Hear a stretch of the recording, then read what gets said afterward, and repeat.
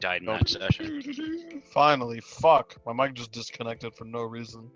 Alright, here we Oh. go. Alright, we're good to go. Let's do it, boys. There we are. It's fantastic to see all of you again. How was the week? Super good. Oh, rolled a 1 first roll. Fuck yeah, I got it out of the system. Nicely done. Okay, so last session, let's see. What did Wednesday group get up to? Right, so last time we were down a man, and since you guys are on a pretty story-heavy part of your adventure, we decided to do a one-shot. So it's actually all inconsequential. So if we go back another one, you guys are currently traveling to go and speak with the Drow, though I've heard talk today that you might detour for a little staff, in hopes that the Drow will help you on your quest and give you perhaps either access or direction, or maybe both, towards this horrible evil that threatens to devour the land. You've just managed to beat a group of Ettercaps that have attempted to swallow you up in the forest here. And you also have managed to pick up some help from the elves. You've been given a letter of recommendation of sorts. You've been given a bunch of equipment. And you've also gotten a new party member as well, who seems to function fairly well as a damage sponge. Apart from that, your fight has just concluded. You're ready to set out. What do you folks wish to do?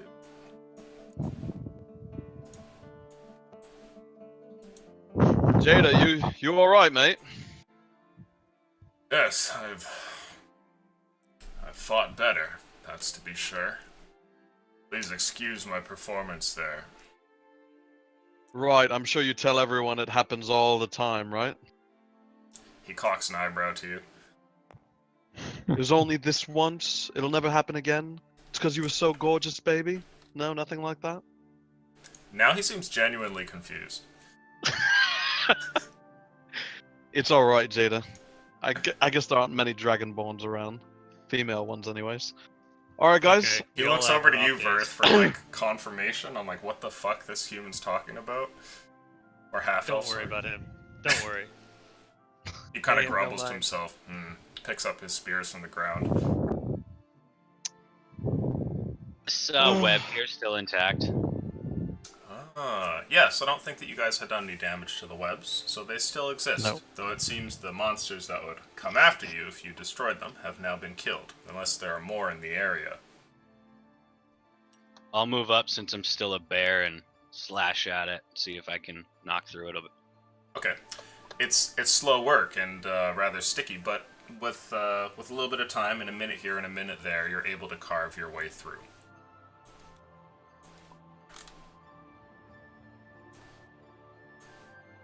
Off we go. When that's done, I'll become a halfling again. Okay, you can take your flaming sphere back there. Alright, so, are you guys commencing travel along the road here? Can I quickly investigate the Ettercaps that we killed, see if there was anything of value on them? I mean, I very much doubt it, but... Seeing if they are carrying items? Yeah, because I don't know what these things fucking are. I don't know if they're like, they were once people or something, so I'm looking at their hands and seeing if there's like Right. old wedding rings that have like worn into their like skin, or if they have like any kind of accoutrement on them or anything like that. Sure, make a survival check for me. Alternately, you can do investigation. Well, Would I? yeah, seeing ahead. him do that, like knowing that they're kind of like poisonous a little bit from being bitten, would I know? Would that be something worth trying to get? What, they're poison? What a song goes. Possibly. Do you want to try and extract that? Yeah, Do you have proficiency in nature or survival? survival. Okay, go for it. I just rolled Think it's a value. survival check of 18 plus 2, so 20. Not Nice. proficient though. Okay. I only got 4. So it's a novice's eye that you gaze down towards these creatures, but you still take all the time and care that you need, and examining them, you see no evidence of belts or clothes, no marks like tattoos or anything that might suggest like a higher level of civilization or organization. There's no bands on the fingers, as you had mentioned, perhaps showing off that these were once human or some other creature. They seem to be just some sort of foul beast, though they do have 2 legs and 2 arms, like many of the humanoid races. They're a little bit small, kind of in between your average gnome and human, and they tend to move with a bit of a hunch, and their bodies are kind of like strange and bulbous and sickly, but definitely dangerous in a way. You can see the sharp teeth that they have, which are hidden in their maw, and their fingers are basically made into weapons. Incredible dagger-like claws protrude from them. As far as loot goes, it appears that they carry nothing. I'm going to just take my dagger and hack at one of the fingers, and like just above the mid knuckle, just so I have like the nail and the top of a finger, and that's it. If I can try that, anyways. Sure. Just to get one of their fingers? Yeah, because I want to investigate the nail. I want to see if I can use that for something. Ah, They're doing all this. Can I take a short rest? sure. Alright, So you go ahead and roll your hit follow, dice. You managed to get one of these Ettercap fingers, although it's more like a claw than anything. Right. Okay. And Firth, what did you roll? Only a 4. A 4 on survival. Okay. The structure of these creatures is strange, and you find it incredibly difficult to remove any of the teeth. In fact, when you do try to go for it, you almost cut yourself on them, and find that they're pretty stuck in place. They might even be like fused to their skull. You don't think it's something you can get at. Fair enough. In frustration, I'll just smash one of their heads. That sounds appropriate. Gallagher. Classic. So we're not healed up yet from the fight. Yeah, you just finished it. Okay, so I'm gonna finishing what I did. I'm gonna take a short rest with Lotho as well. Okay. I'm gonna do the same. All Take right. a short rest. Okay, so I roll I'll keep a watch. D8. Big money. That's not Actually, bad. on second thought, I'll take a short rest too. 6, Okay. 2, 6. Second roll. Oh, What? 7. Just almost. Not even close to almost max. I just got Oh, too okay. excited. 23. He hasn't been You- here in 2 weeks. Dude, I just like rolling shit. Alright. Alright, so I only have 1 hit dice Fair. left.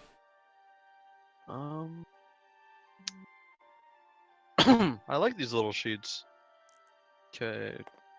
Here we go. Ooh.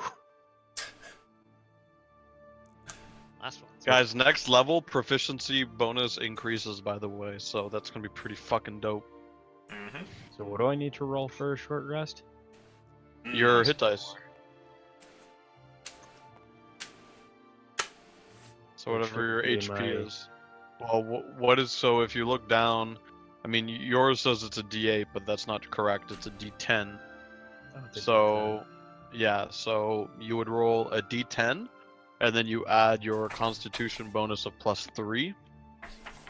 Yeah, so that's the right one. So you roll Wait, it. You We have 4 hit dice, right? yeah, 1 per level. So you roll. You got 8 plus 3, so you add 11 HP to your HP. Alright, let me scroll in. So I can I don't know if decrease you were that. keeping track of it. Yeah, it's on my other character sheet, so I'm up to 11 now. Let's see, 5, 11. And you can roll that up to 4 times. Seeing Jader kind of like walking around, I tell him to take a seat. Kind of take a breather too. You're gonna roll it one more time. Roll it all 4 times, dude. Yeah, Next he long turns rest, over you're gonna towards be you fine. and he says, "Oh, I'm fine. Thank you, though, Verth." I'll just grumble.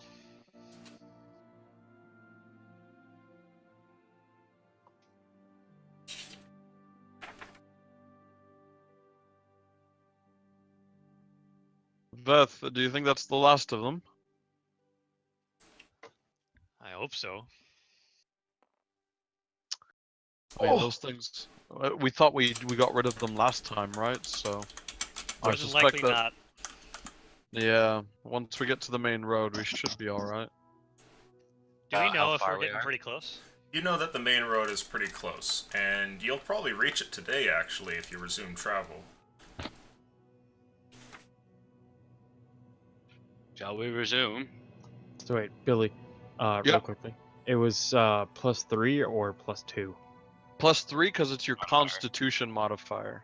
Okay, Yeah. thank you. All right, so that's 9. Hold on that in a second, and then Gotta say, dude, the math is all fucky, but once you understand it, this game is so liberating because you don't need anything other than your brain and a pencil. It's super easy. Keep a watchful eye out for that. I'm up to Giant 41 out of fuck. 48 health. And you rolled it all 4 times? Yep. Cool. Okay. There's some things you can do too. You can add your. That stone where the V came out. Oops. Not what I want. Okay. I'm done. Okay. Shall we continue on the travels? We shall, I think. Okay.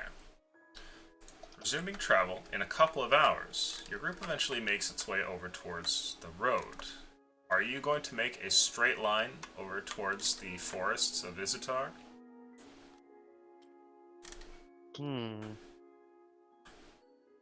Uh. I don't see why not. Yeah. Right. We don't want to. We don't want to go to this place and ruin the world. So if we do that.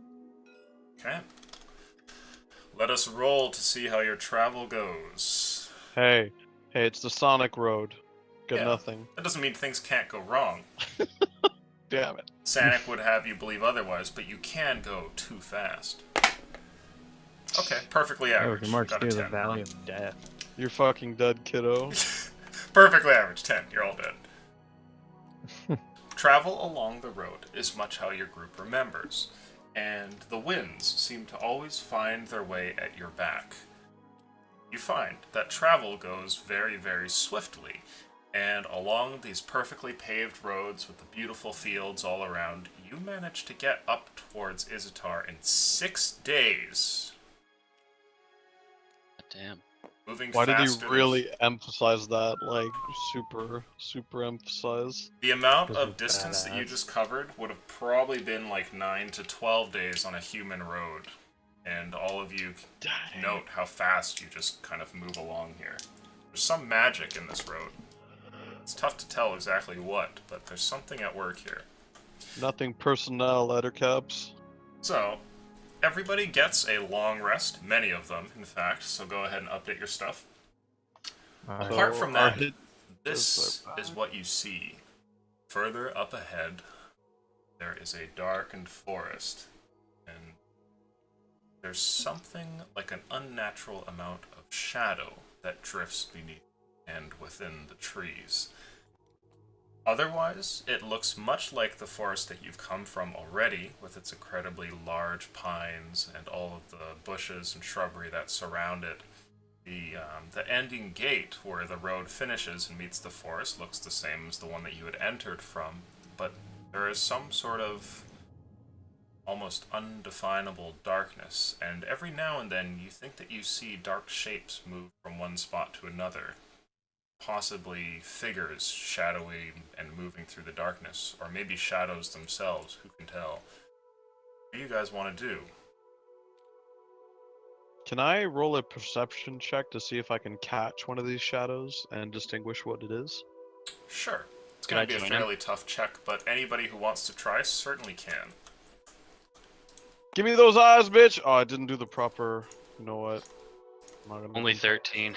13 won't cut it. If somebody beats a 20, let me know. 25. 25. Hey! Okay. What's up, bitch?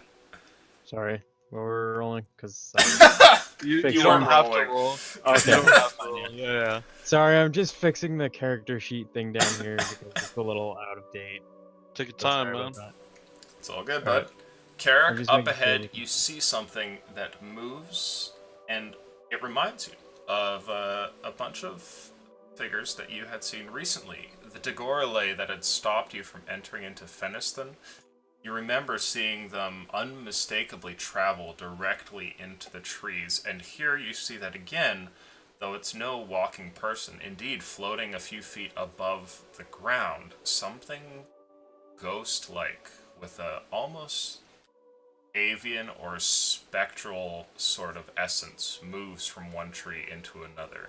And it's difficult to make out its shape because it seems to accompany a darkness. As it moves from one tree to another, you notice that all of the shade in the area that it currently occupies is much more so than it should be for the amount of light that's coming from the sky and everything. And as it moves to another area, that area becomes heavily shaded as well. Does it seem like they're just wandering, or do they seem like malevolent in their Roll movement? insight. Sure. Fuck yeah, dude. I'll take it. That's a 17. You are unable to discern their motives, but they do seem to move with a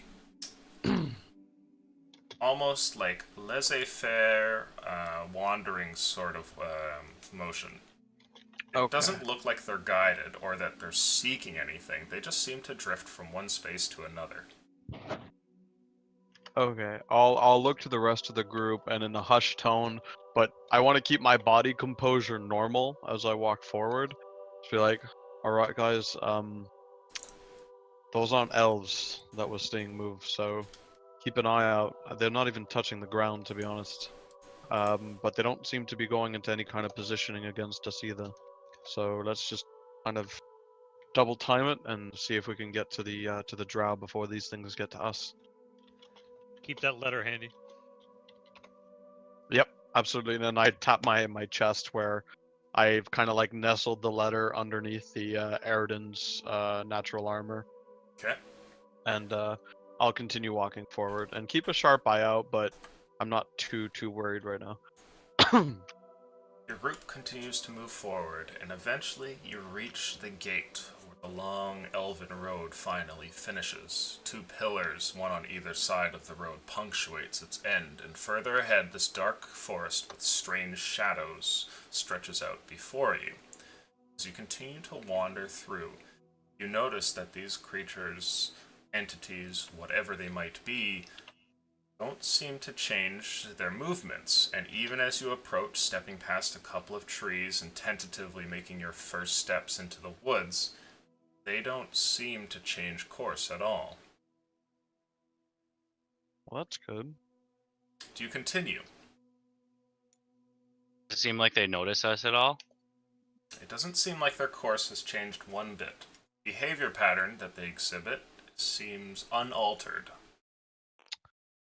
I'm gonna look around because I'm gonna remember that the Dagorale last time saw us way before we saw them, and I'm gonna remember I fucking got snuck up on of all people by an elf. So I'm going to perception check and not focus for the specters. I want to see if I can spot elves. And I'm not gonna look in the trees. I'm gonna look at the base of the trees. Sure, go ahead and make a Because they're perception check. Because they're drow. They're poopy drow. Ooh, I can't see shit! Natural one! Oof! Okay. You look around and find yourself almost distracted by the way that shadows seem to cast in different areas and move with an odd sentience. It's disorienting, and you find that you have no idea if there's anybody out here. Your suspicions are there from the last time you ran into agents of the elves, but you don't see them here. Thinking this is like magic from the forest, I'm gonna look to the rest of the party and be like, alright guys, last time we were in Wood Elf territory, the patrols knew we were coming from miles away. Should we try the old take a knee, be respectful route, or do you wanna walk forward with the letter in hand and hope for the best? I think if we're as cautious and respectful as possible, then we should be okay. If they're anything like the elves we've encountered so far. Well, Beth, what do you think? Drow or elves, right? Well, the Drow, but they were described as brothers, right, by the Dagorale, so seems like they're on friendly terms. I don't see why they should really be all that different. At least we may want to. I don't know if they even like being called Drow. Maybe we shouldn't. I have no idea. I'm gonna call them the brother of the Dagorale and let them. I'm not going to assume the gender, you know. Fucking kill me. Good call. Fucking kill me. he said. Carrick, you take 50 psychic damage. For no discernible reason. No, I'm just kidding. Why you have to be mad? Why you have to be mad? It's only game. It's only a game. Why you have to be mad? Aldrin, what do you want to do? Do you want to So- go forward or? Yeah, sure. I'm down to do what the group is doing. Shit. All right. 2 brown chips. What the fuck are you What talking the about? hell is that? Yeah, right here.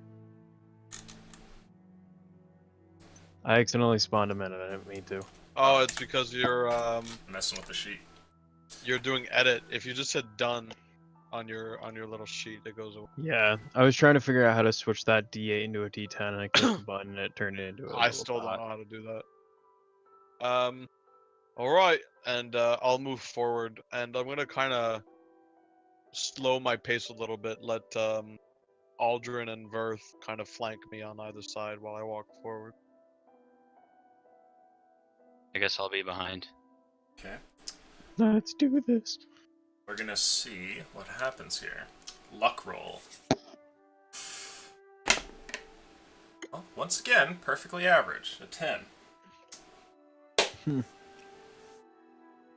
Up ahead, a few forms materialize in front of you. Not strangely out of nothing, you simply see a couple of humanoids step behind, from behind different trees or bushes, stepping out of the shadow. It's much like the Dagorale of before, and soon you find that there is a group of about a half dozen drow that are standing in front of you. They wear sets of dark leathern armor and have a seeming love for cowls and cloaks, which give their forms a very sort of like wavy motion as they step forward, though there's an odd stillness to the forest about these parts. You can see that they have different adornments compared to the elves of the other forests. Their skin is a darkened color, which you have heard so much about, and their hair is bleached white. Their weapons are different. You see hand crossbows accompanied by short swords and things like that. The long bows of their wood elf When I brethren wanna are nowhere be- to be seen. Fucking edgelords. Sorry, go ahead. As they step forward, one of them removes their hood, and you see an elven male's face here who looks at you with keen eyes. They're tense and thin as he looks over your group, and seeing perhaps your garb or the way that you guys walk into the forest, he eventually softens a little bit. Says, "Hail, travelers." Hello. My name is Carrick. Here are my companions Jada, Lotho, Verth, and Aldrin. We're Pleasure friends. to meet you all. Pleasure. Hmm. We're friends of your brothers to the west, the Dagorale, and specifically of Mid Aldinia. We come here with a letter from him directly. We're gonna roll to see if this guy knows who Mid is. Fuck yeah! You get a luck roll of 16. He nods to you, and he actually gives you a bow as well, a proper curtsy, bowing quite low and extending a hand off to the side, and he stands back up and says, Mid is an old friend of mine. It's always good to meet others that have bumped into him. It's good to hear. Honestly, Mid did explain that while you were brothers with the elves to the west, your reception of us was something that he couldn't be sure of. So He did send a letter with us, something I bear under Eridan's armor right here. He extends a hand towards you. Like an open palm type of thing? It looks like he intends to shake your hand. Oh, I'll go shake his hand then. Okay. He says, "My name is Yavala. It's a pleasure to meet all of you. Might I see that note?" Of course. And I go under Eridan's armor, I take the letter, and I hand it over. Okay, give me 2 seconds here. He takes the note and begins to read it. It's a fairly short note, and he finishes it in but a couple of seconds. He says, perfect. Well, folding the thing up, he hands it back to you. Says, "Strangers are not very welcome in these lands, though it seems you travel with some importance. Care to share your story with me?" Sure, absolutely. The long and short of it, because I don't want to bore you for too long, unlike us, my companions here don't have a lifespan that lasts centuries. He There's smiles. essentially a blight that's found deep beneath the surface, and Eridan himself has revealed the location of this blight. And it's We've heard been- rumors of such a thing. Our scouts throughout the Underdark have mentioned strange rumblings. Right. Well, Eridan himself has told us this is a spawn of chaos, and he would have us eradicate. So he's given us multiple options, including going through the Feywild, which, as people unfamiliar with Nomentar, we thought wasn't too prudent, and simply digging with a shovel. So here we are, hoping that your brethren's expertise beneath the surface can be of some use to us, and at least guiding us on the right path towards where this chaos might.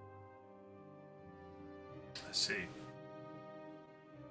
Well, I think that could be possibly arranged, though I will mention that I have, and none of my people, have any allegiance to Eridan, nor the gods of chaos. You'll have to prove yourselves worthy within the eyes of our fair lady. If you do so, chances are we can arrange for some escort or some form of assistance. There is indeed a way into the Underdark from here, and we know the local area well. Find that our help will be most valuable. Is this all in Elvish, by the way? Yes, he's speaking in Elvish. I'll give him a kind of look saying, "Of course," and I will bow as well, giving him a respectful bow, and I'll just kind of Understood. gesture him to move forward.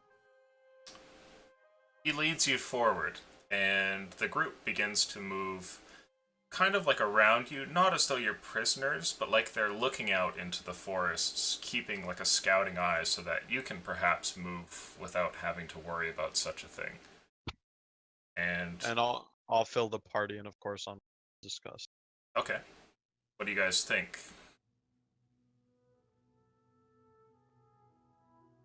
So not a guarantee, guys, but at least we have the opportunity to discuss it with them. I think that's better than nothing.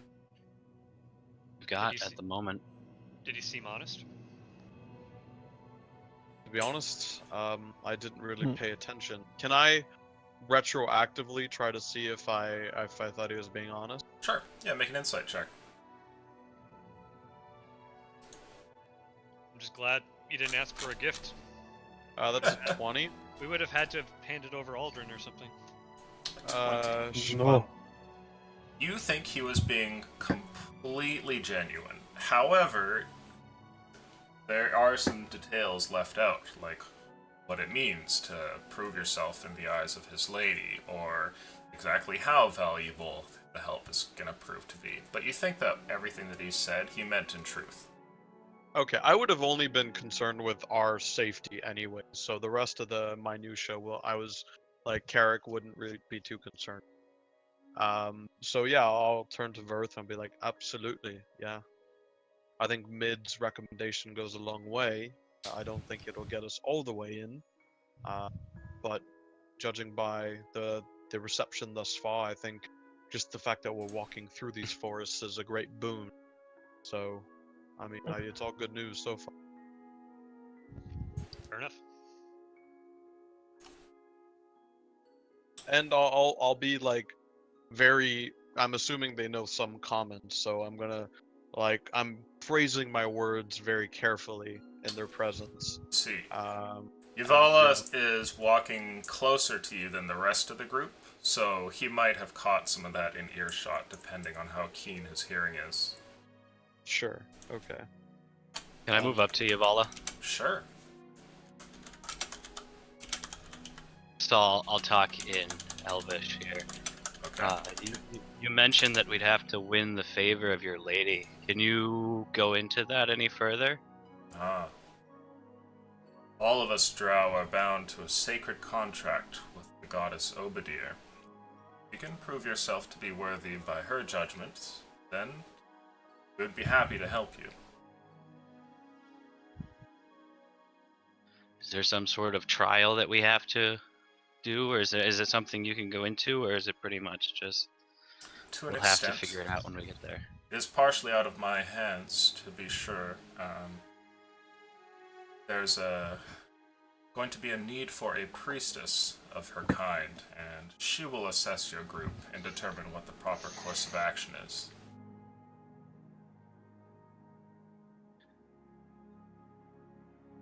I'll turn back to the group and just kind of tell them that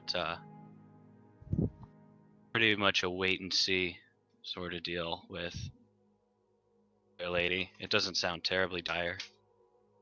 Can Right. I'm gonna put an arm around Lotho and kind of hunch over, and as Okay. quiet as I can, I'm gonna whisper to him and ask, Lotho, do you remember which side Obadiah was on in the war? Eridan mentioned his name.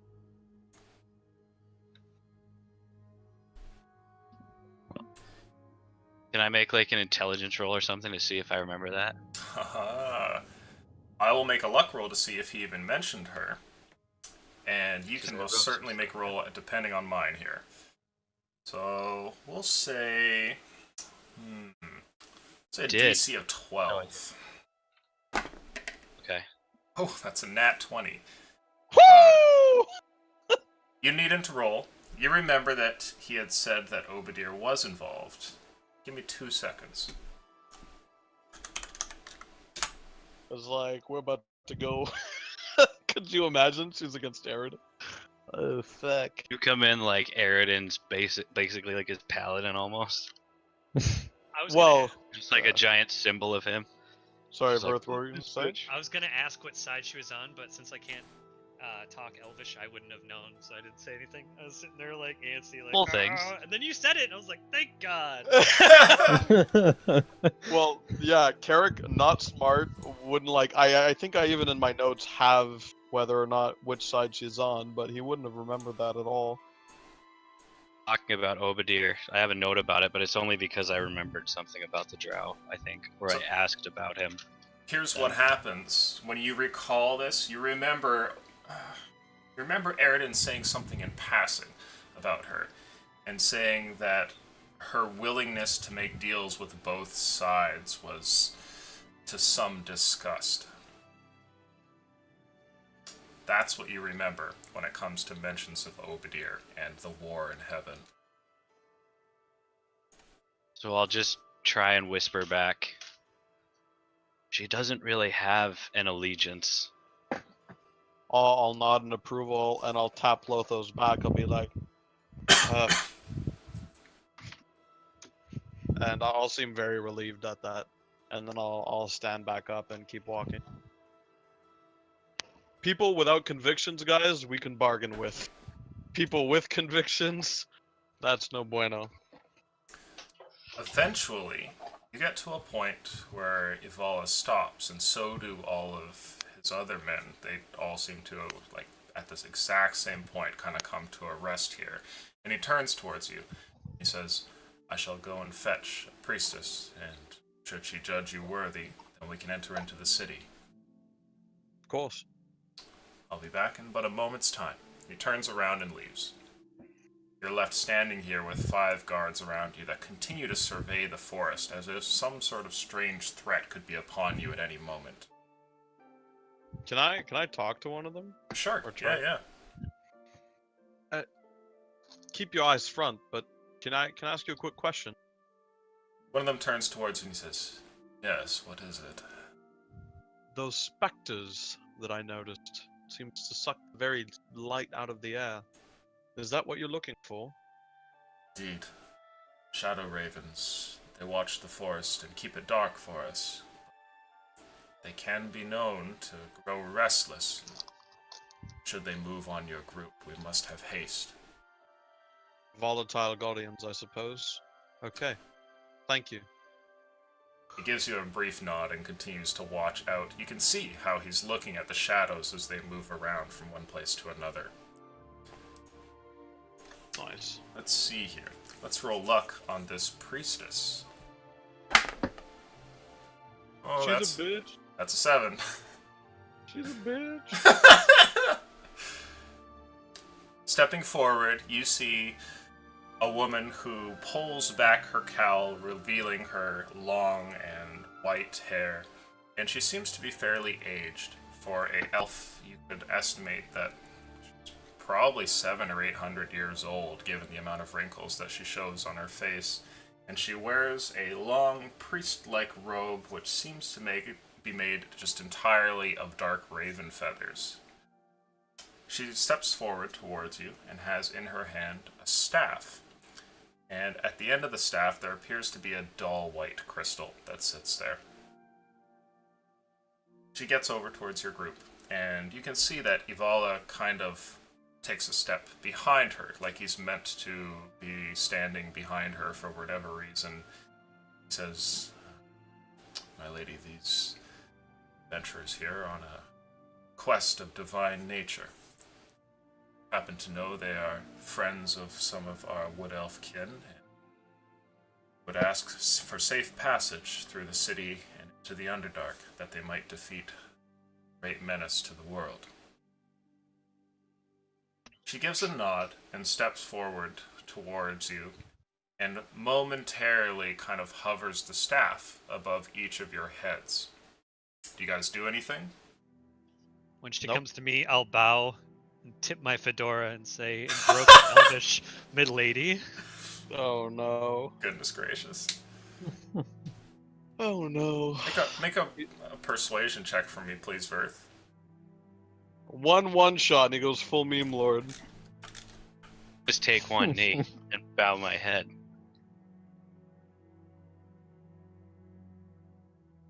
So what is that, 19? That's 19. A 19, okay.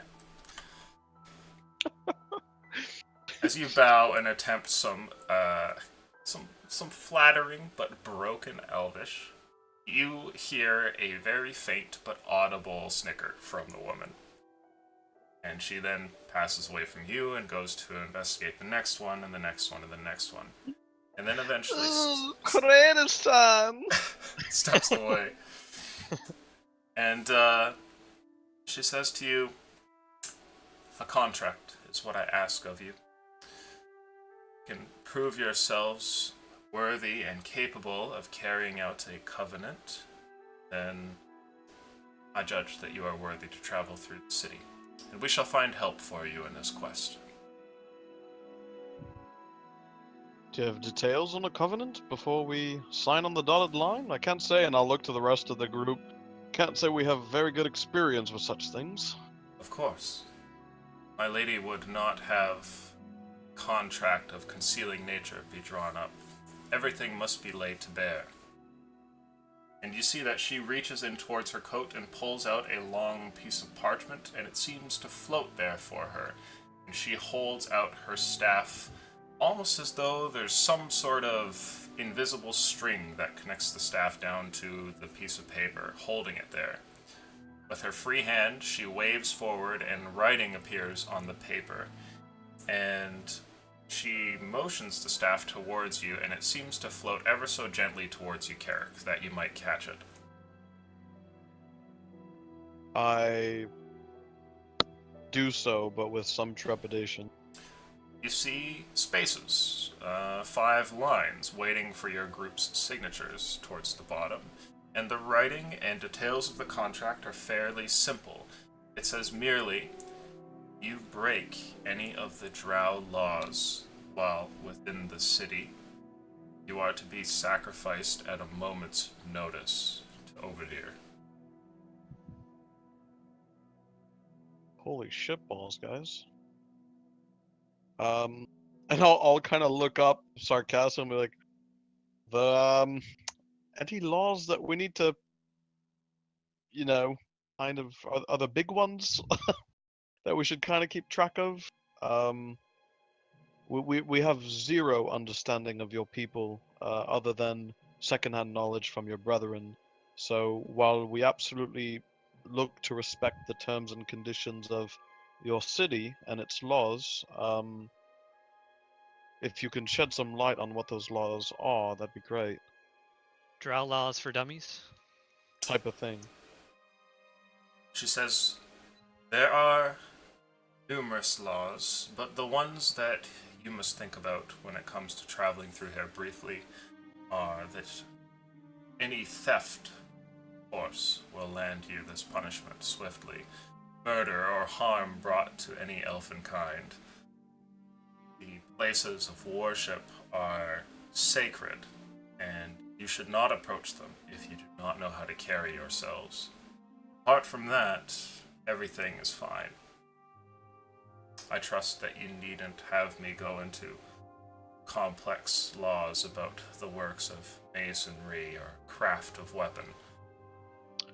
No, of course not. And I suspect that we'll have some kind of basic escort just to bring us to the other side of town and have us on our way in the depths below. Is that right? She turns over her shoulder, and Ivala nods and says, I'd be happy to take them. And then she looks back towards you. And nodding to her respectfully before I bring my gaze up, I'm going to look at Yavala and be like, Yavala, I understand, just judging by a quick conversation with some of your friends here, that these woods need protection and safekeeping, both from the Guardians themselves and from the outside. How long can we expect to have your services down below? I mean, from what we understand, it's a bloody maze down there, and we could use all the help we can get. Well, to where are you traveling? Are you familiar with any of the towns in Skyfall? He shakes his head. He says, I know they're great nations, but towns, no. So, then, to keep it simple, you must be familiar with Fineston. Of course. South, many leagues from there, probably several weeks' travel, is where we need to go, into the northern region of Skyfall, just on the other side of the border. I'll turn to Aldrin and be like, can you pull out the map? And then point it out to him. Thank God, that's a great idea. I don't know why. Yeah, I can take out the map. Sorry about that. He gives it a look, and he says, well, I certainly can't go that far. I can see about arranging for a scout, though. Don't imagine they'll take you the entire length, maybe halfway.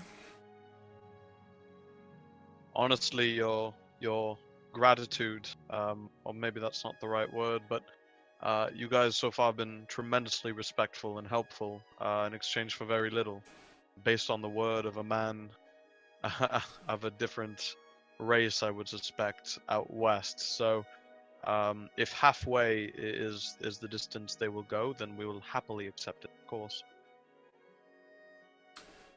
Gives you a nod. And he says another thing to you.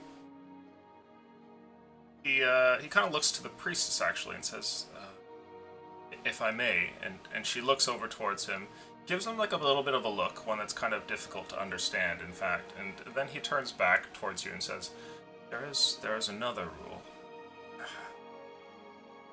You're to obey the laws of this fair Drow city, but one of those laws is that you cannot speak of its details to outsiders. This is a difficult one for many to follow.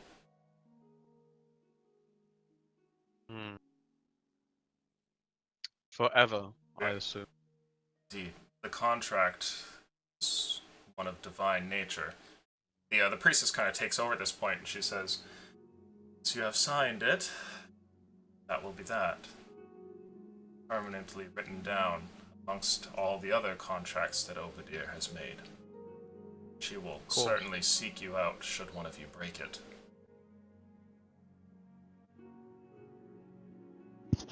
Wow, Is I had it- a bit of a. That's gonna be tough, guys. I'll look up and I'll be like, look, we'll follow it to the letter, of course. But do your people have any knowledge of magics that can erase memories once we're finished our quest? Not that we have loose The tongues, contract. of course, but we don't need to know anything about your city. And if you prefer to keep it secret, and you do say that it's difficult for some outsiders to maintain discretion in these matters, is it something that's known to your people? Something that can erase memories? They nod rather instantly. And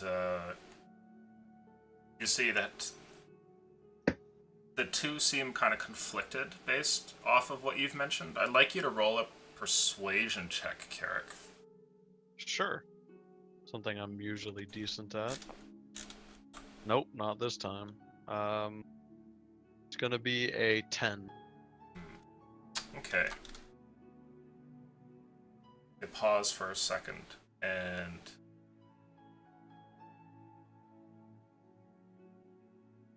it seems like the two of them are contemplating long enough that you get the sense that this is an option. But by the time that they turn back, it's the priestess who speaks up, and she says, "This will not be offered to you." Very well.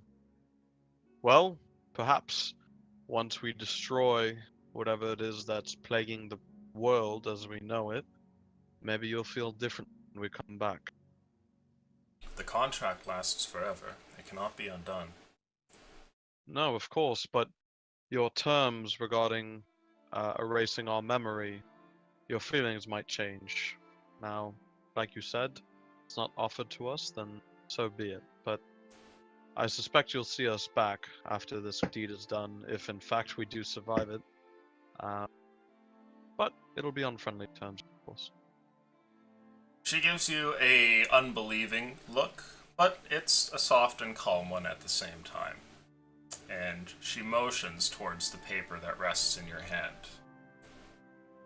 And I'll kind of lick the tip of the feather, and right before I hit the paper, I'm just gonna quickly look up and be like, does that include discussing it amongst ourselves? She says to you, "You can speak, of course, amongst yourselves, but none of your words can fall onto ears that should not hear it." Very well. And I'll just happily sign them. Okay. And before doing that, I'll look over to Aldrin, Verth, and Lotho and be like, guys, Jada too. I just signed a contract, and I know I don't have a great history with these things, verbal or otherwise, but just so you know, and Lotho, you're probably already filled in, this contract is going to bind us for life. And I'm going to look at Aldrin really Jader steps intently up here. immediately while you're looking at Aldrin and just goes to sign. Says, "Well, my life shan't be around for too long anyway. Right. Okay. To look upon a Drow city before I go would be just fine." Just to And- die. I'm going to tap him on the shoulder and be like, judging by your combat history thus far, I don't doubt it. And I'll just joke. But, like, I'll give him, like, a friendly, like, a haha pat. Even though he's definitely not going to take it that way. He looks to you and he says, "I can't promise that all my javelins will find their exact mark." No, of course. And I'll just tap, I'm just messing with you, Jada, I'm sorry. Look, Aldrin and Verth, This is something that we're going to have a god overlooking our shoulders for the rest of our days. If we ever share a word about the details of this city to anyone that hasn't visited it. So keep that in mind when you're signing.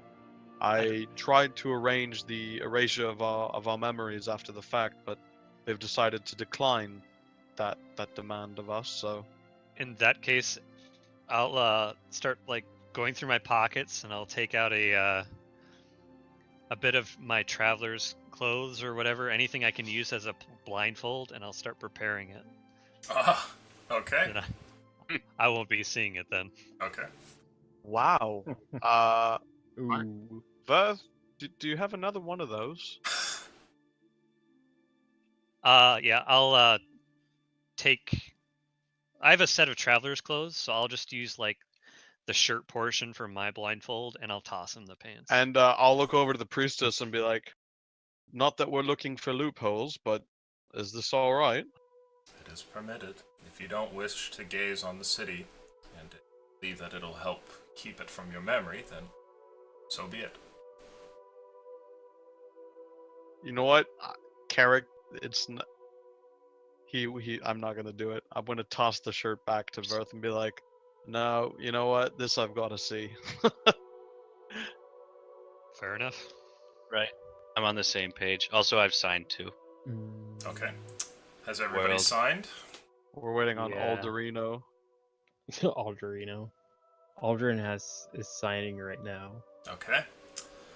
All After the I pieces... sign, I'll tie it around the blindfold around my head. Okay. As the final signature goes down, you've already placed the blindfold on your head since Aldrin was the last to sign, so you had time to do that. But anybody who is not blindfolded notices something.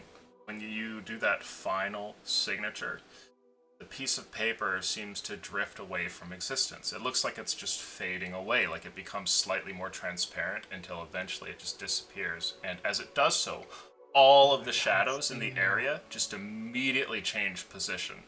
And you can see that all the drow with you, the priestess, Yavala, the guards, they're all looking up towards the trees. And they do so even before this effect happens, like they're waiting for it.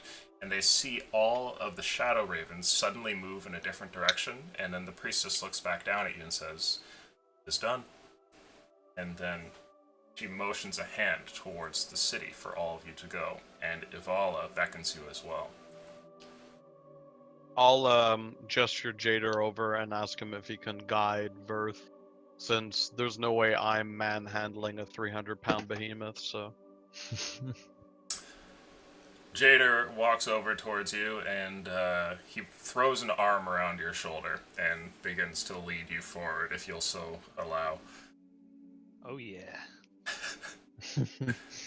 Yeah, he kind of gives you a pat on one of your pecs there, and he says, "Sure you don't want to see it." Oh, I'd love to see it, but I don't trust my lips. Fair enough. He continues forward, and while he does, he says, "I have my doubts as well." oh, you- Jader! As you guys travel I'll forward, pat him on the shoulder. you see nothing but forest ahead of you, and the priestess seems to walk in a completely different direction, and just kind of travels further into the darkness. The guards begin to as well, almost as if like the city boundary is just nearby, and they're going back to their business, though you don't see anything to indicate that.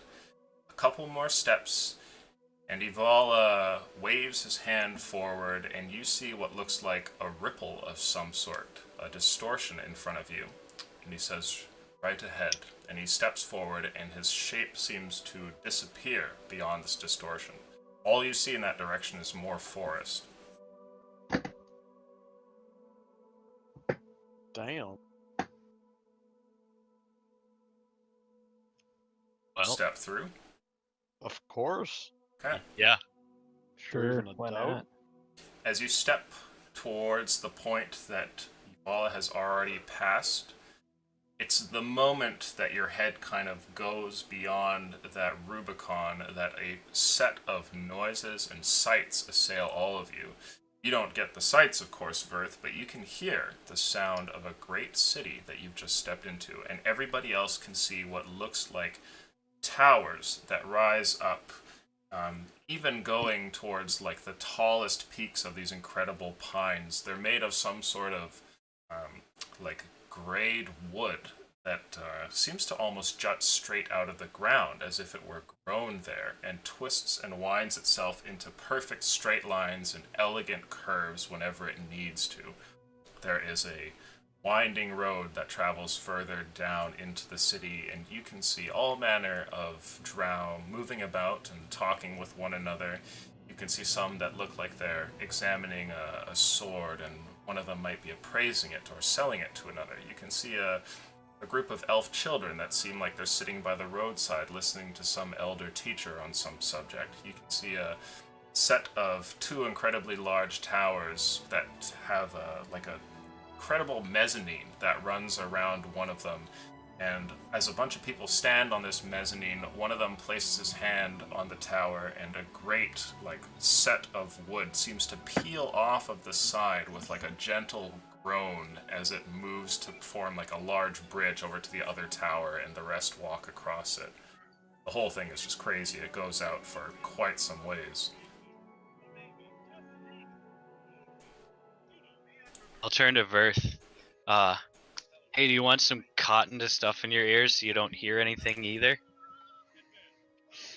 I don't think that will be necessary. Just a thought. We Someone hear your watch Then I'll TV, just be by the way, Aldrin. mesmerized.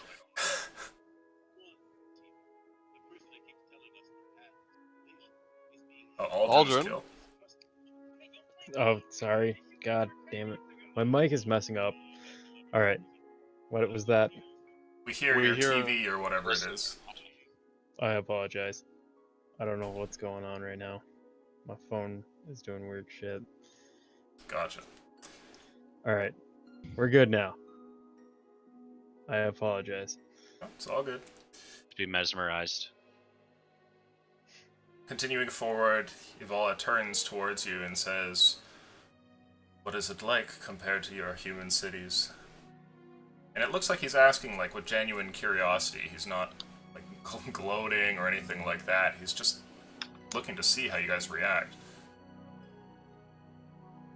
So Wanda, Yuvalda. More Absolute Wanda. hospitable. And I'll just be gazing up, like my neck almost like cannot go any higher type of thing, and I'll just be kind of in awe. Okay. Enthralled by the bridge.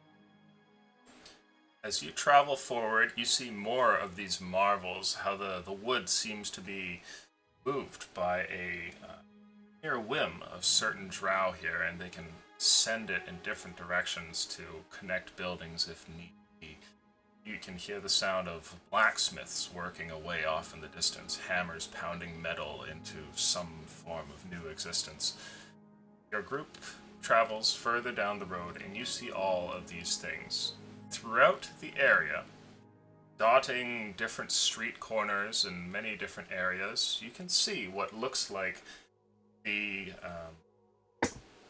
large depiction of some sort of fair maiden whose face is either altered or covered with a mask of some sort of avian nature, and seems to have a cloak of dark feathers depicted on her.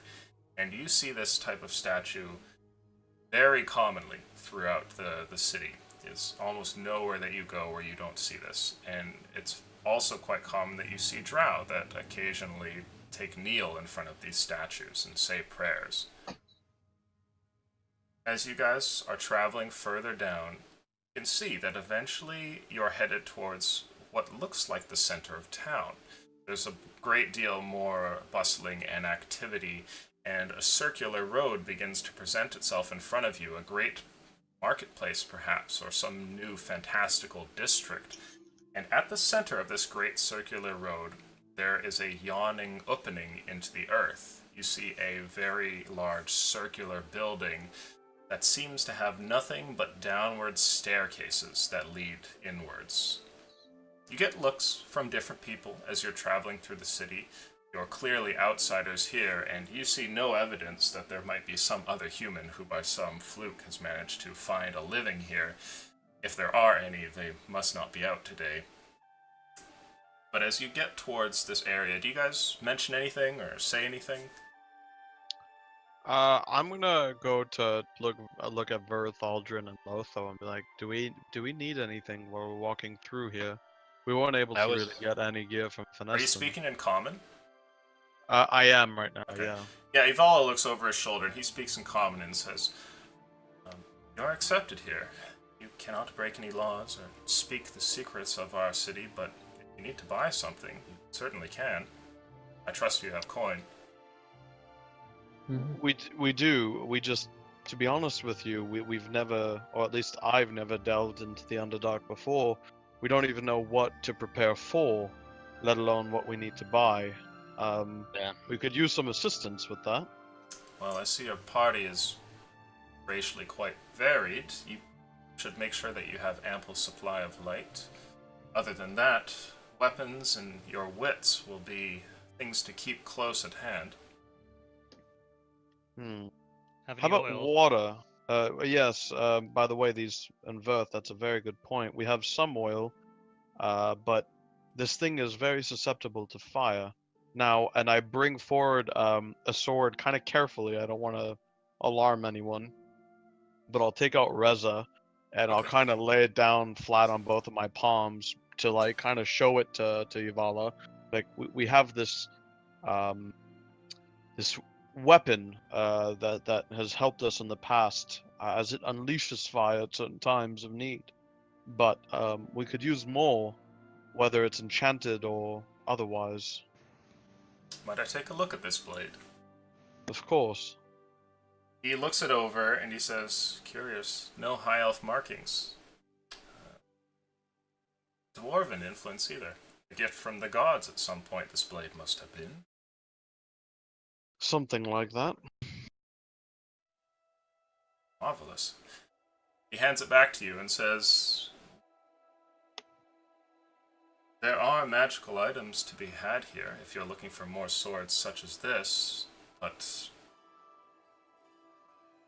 as I'm sure you all know, they're rather costly. Can go and take a look if you'd like. I know all the shops here. I've lived here all my life." Of course. I'd be I've- interested. Yeah, and we could use some armor for Aldrin, although that's another thing I don't know if we can afford. But a stout dwarf in metal armor would be something I think would be most welcome down in the depths below. Oh yes. Let's see. Pauses for a second, and he says, "We pride ourselves in working with a great deal of mediums. Shall we seek out a metal worker first? Actually, I know somebody who sells a great deal of curios. Nice woman." All right. I'll kind of look to have- the rest of the party and shrug my shoulders and be like, that sounds good to me. Mm-hmm. He takes you further, and he says, "Good." And he smiles. He seems to like kind of leading you through here. And through this great road, many people cast their stares as it's a quite more popular area.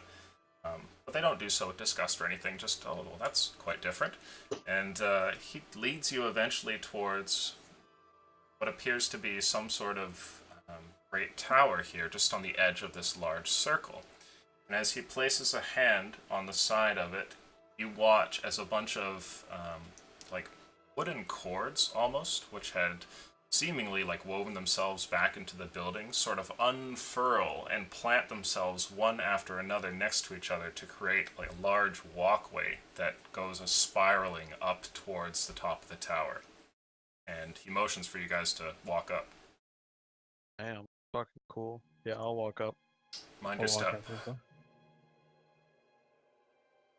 I'll mind my step. Okay. I guess I'll mind. You can mine, too. feel, Verth, that Jader kind of holds you a bit closer as you guys start to walk upwards on something. Going up further, you travel a few stories, then a few stories more, until eventually you seem to stop, getting to a little landing here further up the way. and you can see a very elegantly shaped doorway made of this gray wood, which reveals on the other side a very pleasant and warm sort of torch glow and a shopkeep of some kind with a very peculiar set of collected items about her. Yuvala steps inside, and he looks over and kind of gives like a brief wave. And the person at the counter kind of looks over and says, "Oh, you've brought strangers with you." And he says, yes, they have coin. Looking for, what was it? Fire, was it, that you were looking for? Any weapons or items that might conjure it, that's right. Ah. She A gives battle you expert. a brief glance, Carrick, and stares at you and says, "And for what purpose?" There's and I'll kind of laugh at myself at how ridiculous it sounds. We've come a long way. And I'll be like, okay, I'll be straightforward with you. There's a blight spawned by chaos, and it fucking hates fire. The two elves, like the two drow, kind of look at each other for a second, and then she looks back and says, "I may have just the thing." And she goes to rummage about, and we're gonna make a couple of luck rolls. Oh, I've been thinking inside. Please be a battle axe with fire. Please be a battle axe. While she's searching, I just want to ask you guys: can anybody? We may not have to worry about water, so provided somebody can Ooh, carry if like you're a looking for things in 10-gallon a row. cask. Why do you say that? Create water. You can Oh, what? yeah, Sorry, we you don't- cut out. We don't want I to waste can- water. He can only make it like once a day. But Oh. it's like 10 gallons. We can't just like make it and it just dumps everywhere. Oh, Yeah. okay. And you can make it once a day? And Goodberry, and we'll have water and food for every day, pretty much. Fuck yeah. As long as somebody can carry like a 10-gallon cask of water with them. I'm certain Aldred probably could. Or I could carry it if we get the container. Yeah, that's true too. About it, This, and if not, maybe we can go to a tavern. This woman could just looks get, like, over a her leather. wares. Oh, sorry, go ahead. No, it's fine. And go just ahead. chatting amongst ourselves. Mm-hmm. She eventually leads you over towards a little shelf that's on the side of the room, where you see a great deal of different potions of different colors and whatnot, and she leads you to one that has a sort of orangish hue. She says, "I have a shop full of alchemist fire. I can hardly get rid of it if you wish to purchase some." And I'll give her like a nice little suave smile. Hardly get rid of it, you say? Let's see here. She tells you it costs...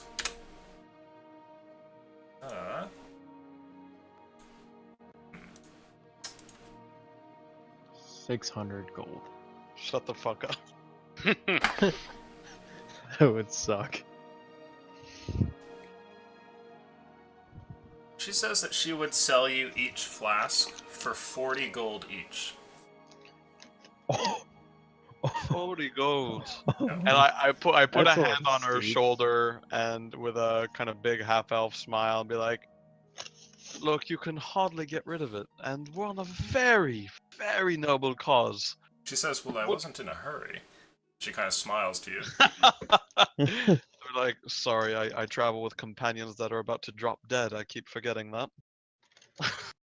For those of you that don't know what it does, you can throw this up to 20 feet, and it's a ranged attack with an improvised weapon, so you will have less chance of hitting. However, if you do hit, it deals a minor amount of fire damage, but then will continue to do so unless the creature takes an action to put it out.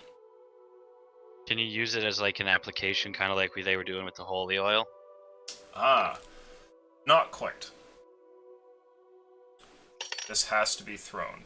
The DC to Okay. put out the flames isn't terribly difficult, but it's like napalm. Like, it'll keep burning like till the end of the fight if somebody ignores it. I'll Damn. hand over all 33 gold I have to Carrick. Okay. Shit, dude. And For at I'll least kind one of of I'll take it, but I'll put it in a separate pouch, and I'll be like, right. I'm kind of familiar with the applications. What we need isn't something long lasting. We need something with a bit more of a bang. And something ideally we can apply to our weapons if possible. I mean, what we've been doing thus far is we've been dipping our weapons in oil, standard oil, and lighting them. It doesn't last very long, but it helps us land the killing blow on these creatures, which kills them permanently. If we kill them with conventional weapons, they simply spawn back up.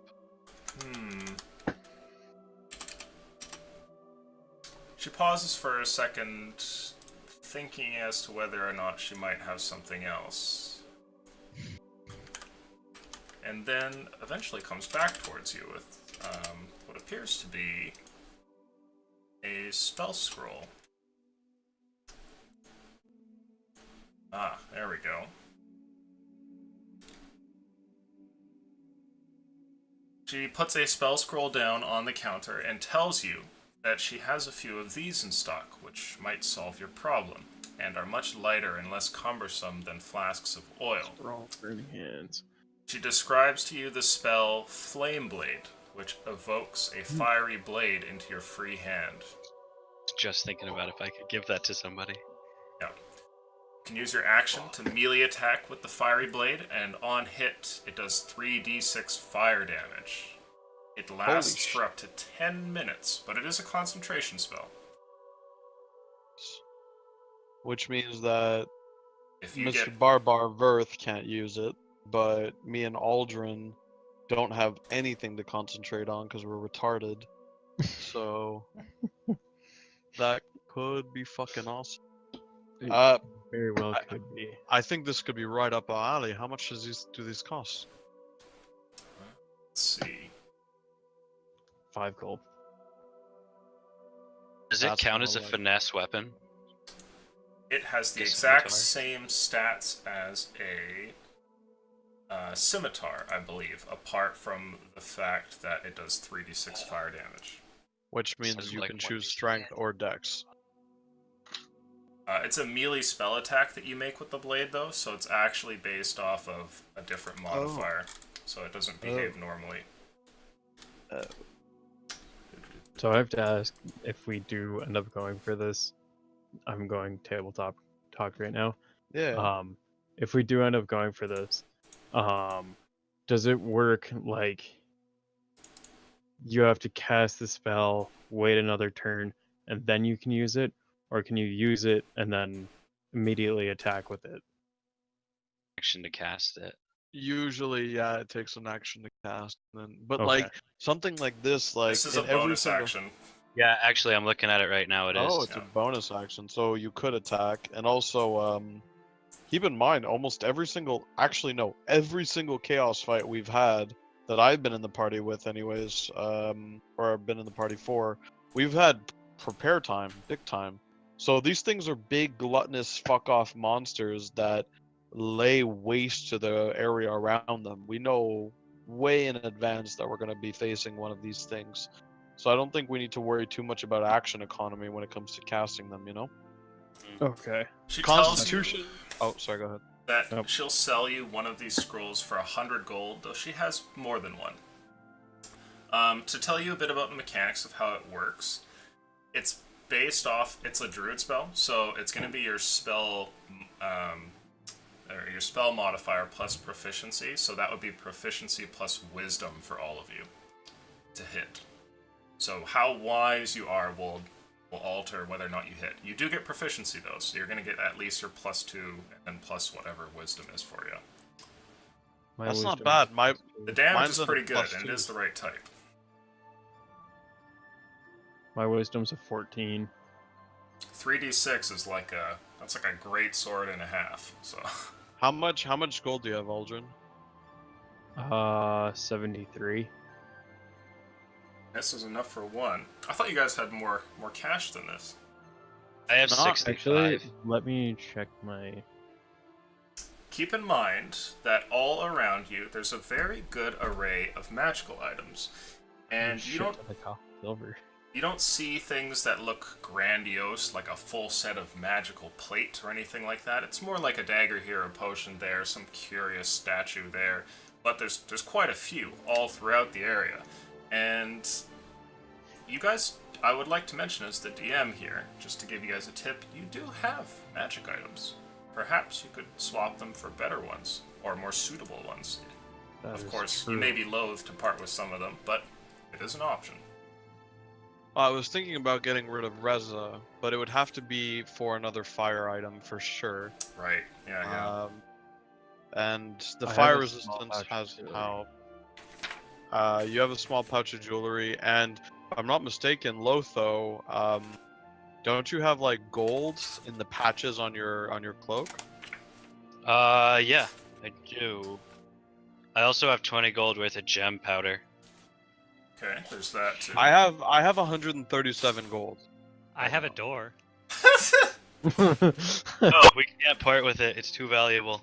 So Yeah, let's just that's break it way down too- here. I have 137. Verth gave me 33. I've got You have- 73. You have 73, and Lotho, you have how much? I've got 65 right now, but I also have 100 gold patch, and then 2 bags of gems worth 100 gold apiece, and then 20 gold worth of gem powder. Jesus, you're fucking loaded, dude. So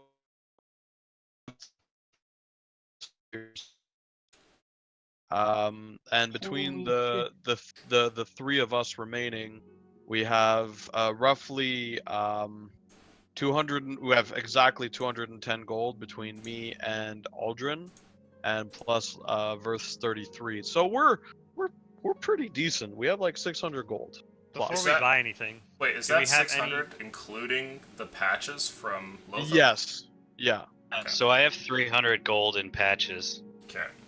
If you were to tear them off. But we Yeah. don't know how much the thing is worth on its own. Like, it might be worth a lot more to her if we were to sell it. Although that's your call because it's a gift to Erudin. Like, I wouldn't give up my armor no matter what it cost. Yeah. Actually, mechanics talk. How much? I say that and I'm like, The You rogue said starts it- to get ideas. it mimics nature. Does that mean it mimics the underground, or is it only for forests? The motif Does- definitely doesn't suggest anything that has to do beyond trees. Fuck. I Well, can Erudin's bring up though. yeah. What and if the Aridun had mentioned patches to you of that the something? Underdark isn't his realm, back when you had talked to him. Right. Okay, perfect. What were you gonna say, Aldrin? Going back to the staff there. What if the patches have to do with that? Sorry. Oh, we're not getting the staff. Yeah. We Oh, okay. decided. Yeah, we decided it nature. was too much of a risk to end the world based on a suicide mission, or what will most That's likely a be a good suicide call. mission. Well, you Well, guys balls group around together you. and go over your finances and gauge what you could or could not buy, that kind of thing.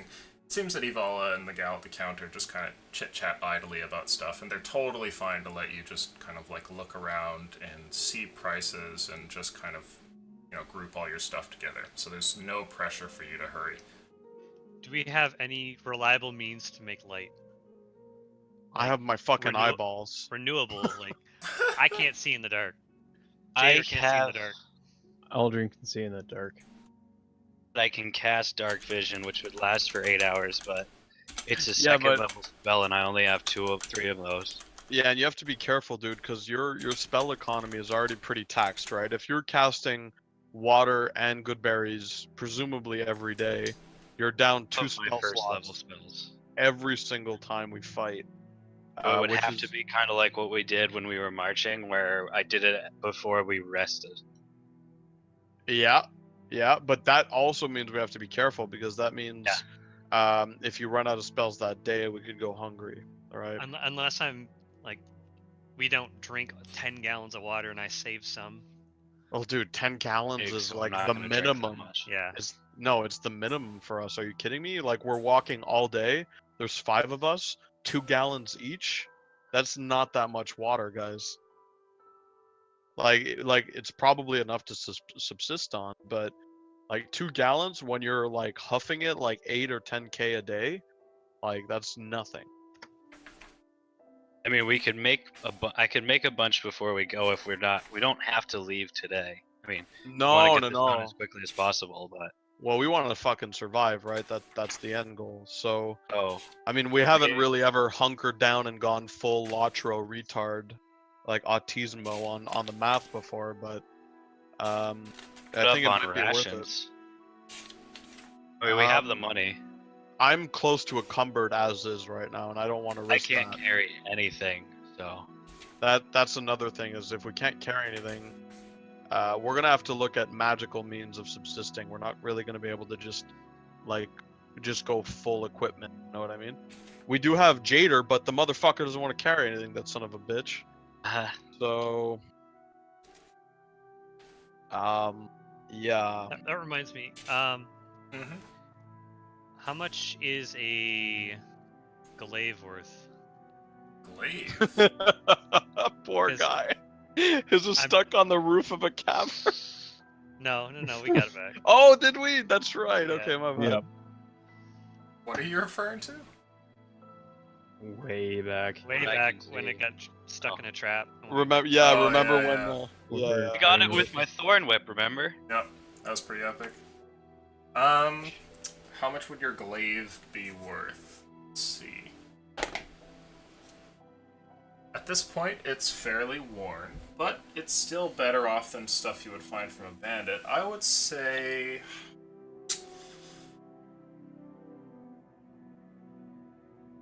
She 5 offers 10 gold for it. Damn, get wrecked. Well, That's it's like a 10 gold slap more in if the we need face. to. Yeah.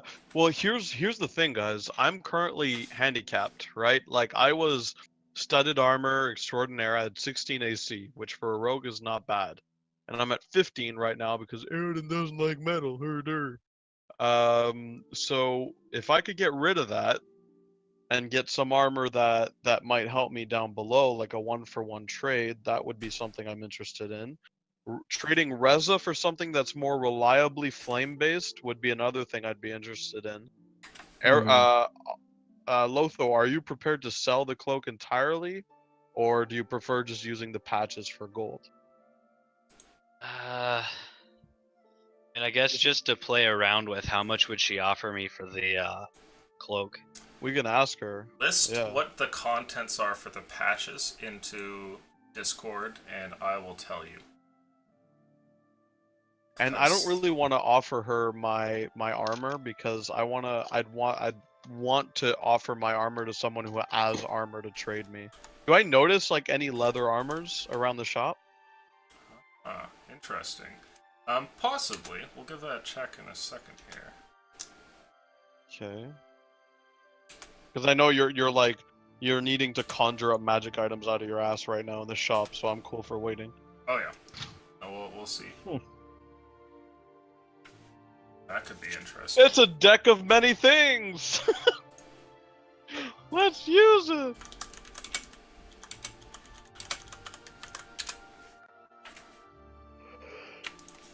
Hmm.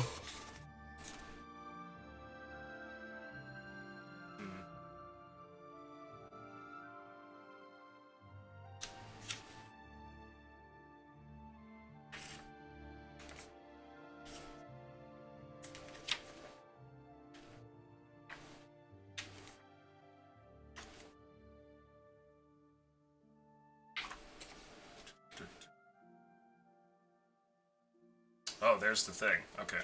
I'm going to tell you guys one other item that she produces while you guys are kind of looking around. And then I'll give you a price estimate on that. But just to kind of know, get an idea. Aldrin, what time do you need to leave? Oh yeah, that's a good question. Probably 11, which is an hour. 1 hour from Perfect. now? Yeah. Okay. So Oh it'll no, be a no, sh- 2 hours. That's 2 hours. It's No, a that's filler 1 hour, episode sorry. before That's death. 1 hour. Hey, fuck you, man. She also shows you something else, which she offers to your group for a pretty decent price of 130 gold. It's a potion, and she describes it as a potion of fire breath. After drinking this potion, you can use a bonus action to exhale and breathe fire at a target within 30 feet of you. The target must make a DC 13 dexterity saving throw, taking 4d6 damage of fire, of course, on a failed save, or half as much on a successful one. The effect ends after you exhale the fire 3 times, or when an hour has passed. So that could be another way to deal some fire damage. And unlike spells, there's no concentration. You drink it until the next hour is up, you got 3 charges of this stuff that you can just spew out at any time. As a bonus action, which is pretty ballin'. Yeah, that'd be really good. That's 12d6 damage in one fight, dude. That's So- really good. So there is that for $130 if you guys are considering that. Now, looking That's at the 42 contents, damage. Oh. let's see.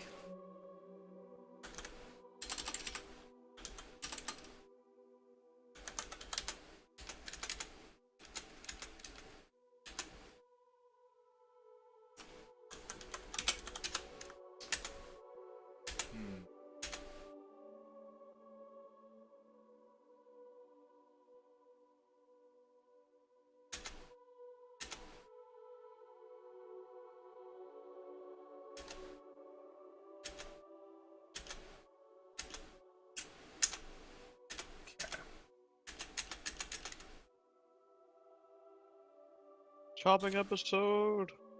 Spell scroll of Detect Good and Evil, 100 GP, gems, that and that. I would say that for the whole thing, it's valued at, let's roll luck here. Oh, I got a 15. She offers for the whole thing 1,000 gold. Holy fuck. A solid mill, 100 plat. That is what she offers to you. She says that for the gold and the gems, those obviously speak for themselves. The scroll is worth maybe about 50. The ladder, not so useful. The window is a great patch, and she says that's worth a few hundred on its own. And the mastiffs are quite useful and can fetch a decent price as well. So she offers that to you.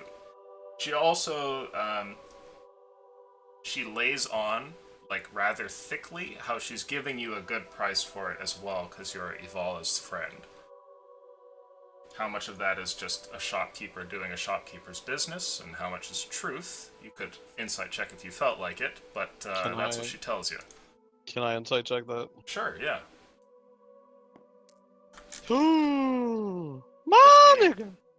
That's a 19 total. Okay.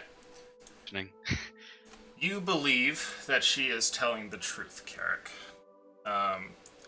She might be laying on some kind words here and everything, but you do get the sense that she's actually offering a better than fair price.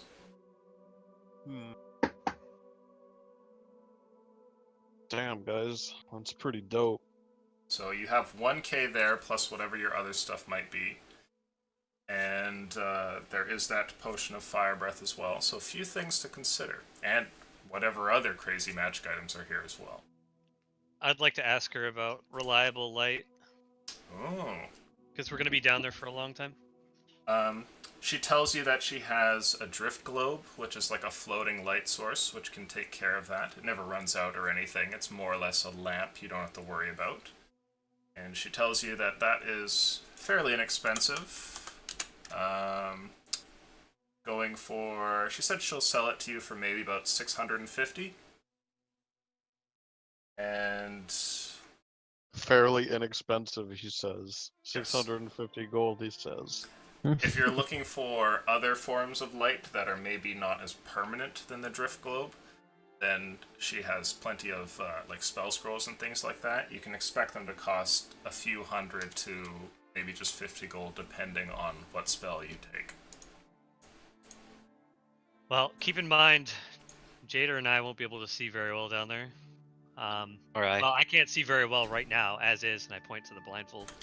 Interesting thing. She tells you that she has a, Let's see. Okay, that's pretty lucky. A pair of goggles of night, which allow you to just see in the dark, but that goes for 1,300 gold.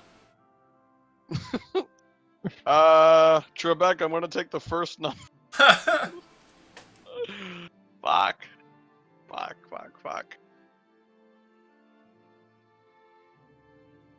just kind of shrug and leave it up to the party. Turn away real quick. Yeah, do you guys want to take a quick 5 or 10 here, given that there's a lot of thinking to be done? Sure. Sounds good. We shall re-adjourn in a moment. I have so many questions. There's like so much shit that we can buy, but it's like either expensive or Well, I'm assuming my armor is worth quite a pretty penny. Advantage on all stealth rolls has to be worth some permanent in the forest, especially for the drow elves up top. Now, Reza, Now- on the other hand, I don't think I'm going to be able to get something for Reza that's going to be... Oh, did you want the Better than appraisal that. for that, by the way? I haven't asked for it yet, but might as well, yeah. I Yeah. mean, we're just, yeah. I'm gonna go heat up some tea, and I'll come back and I'll start giving you some prices during the break here, while we wait for everyone to get their stuff done. Cool. I'll be Alright. Right back. cool. Yeah, I'll be right back too.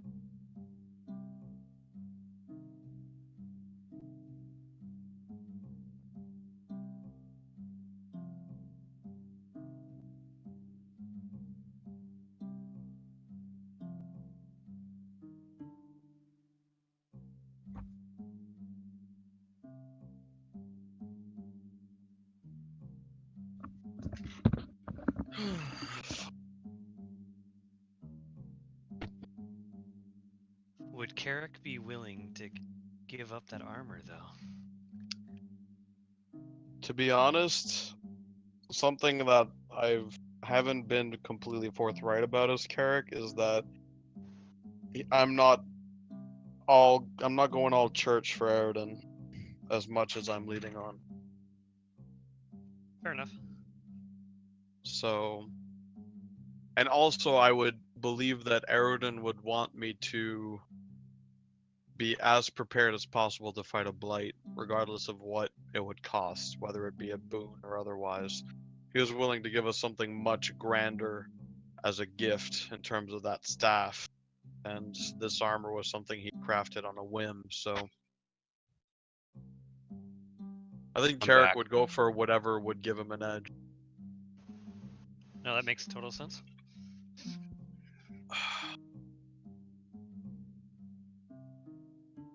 I think that fire breathing scroll is a must. I mean, Aldrin Okay. would kill with that. Aldrin would really like those fire breathing scrolls for him. Because me with my bonus action, I come close to 3d6 anyways. I have a 2d6 sneak attack with my 1d6 sword plus my 1d6 offhand.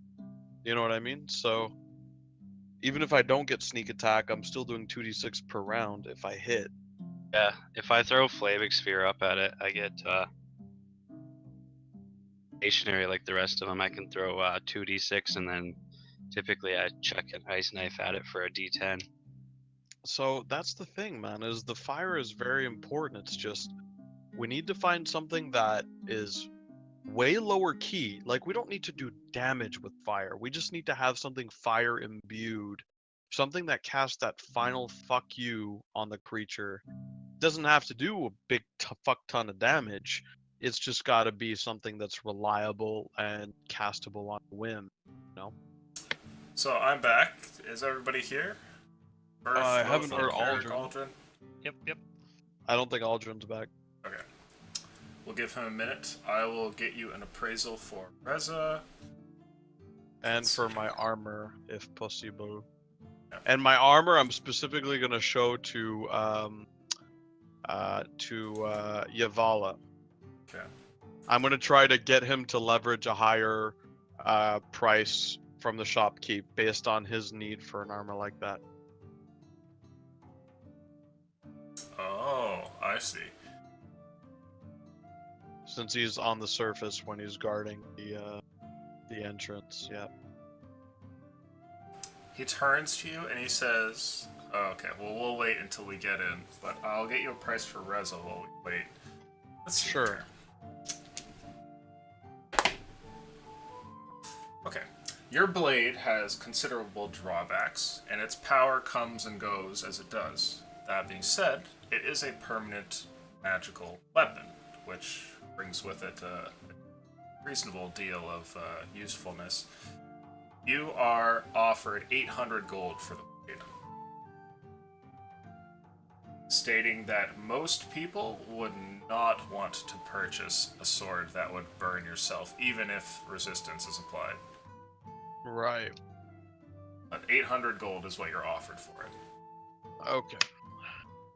She said that a lot of customers don't like the sentience that comes with it as well.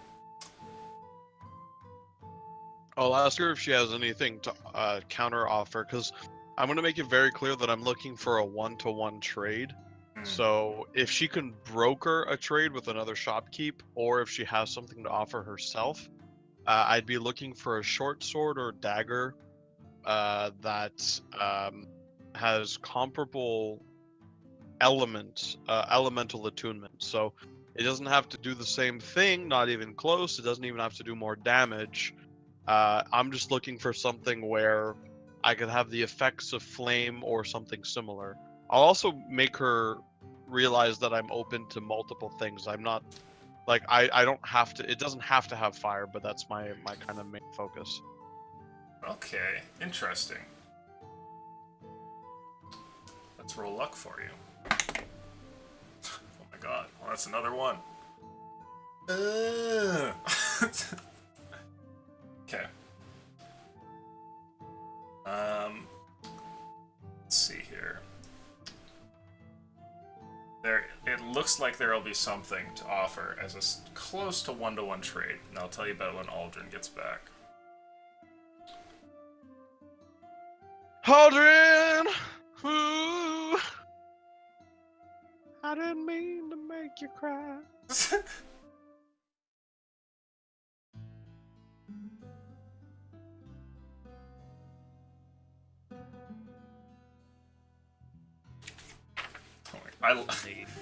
I smile to myself every time I get to the page here for potions, because there's this one on here called Potion of Gaseous Form.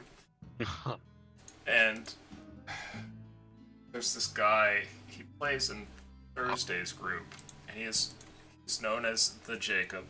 His name is Jacob, and he is famous for Jacobing people, which is essentially screwing over a party member for your own personal gain. But when you've been Jacobed, it doesn't always end with you just getting a little hurt or arrested or something. Usually you die when you get Jacobed. Oh no. And one of the most famous Jacobings of all time was, this so tragic. This was way back before I had started Skyfall, when I was running like one campaign with a group of buddies. And one of them had mentioned, hey, I've got this friend, he wants to play D&D, your sessions are really good, I was wondering if we could, like, fit him in or whatever, and I was like, yeah, sure, let's, we got 4 people, we can go to 5. And so we get this guy, and it's his first time playing D&D in a couple of years, and he makes up this cool wizard character or whatever, and the quest that they're on is essentially to assassinate a very wealthy man in a extremely opulent mansion, right? It's got guards around it and everything like that. It's a very Tom Clancy kind of operation. At the end of the whole thing, the shit has hit the fan.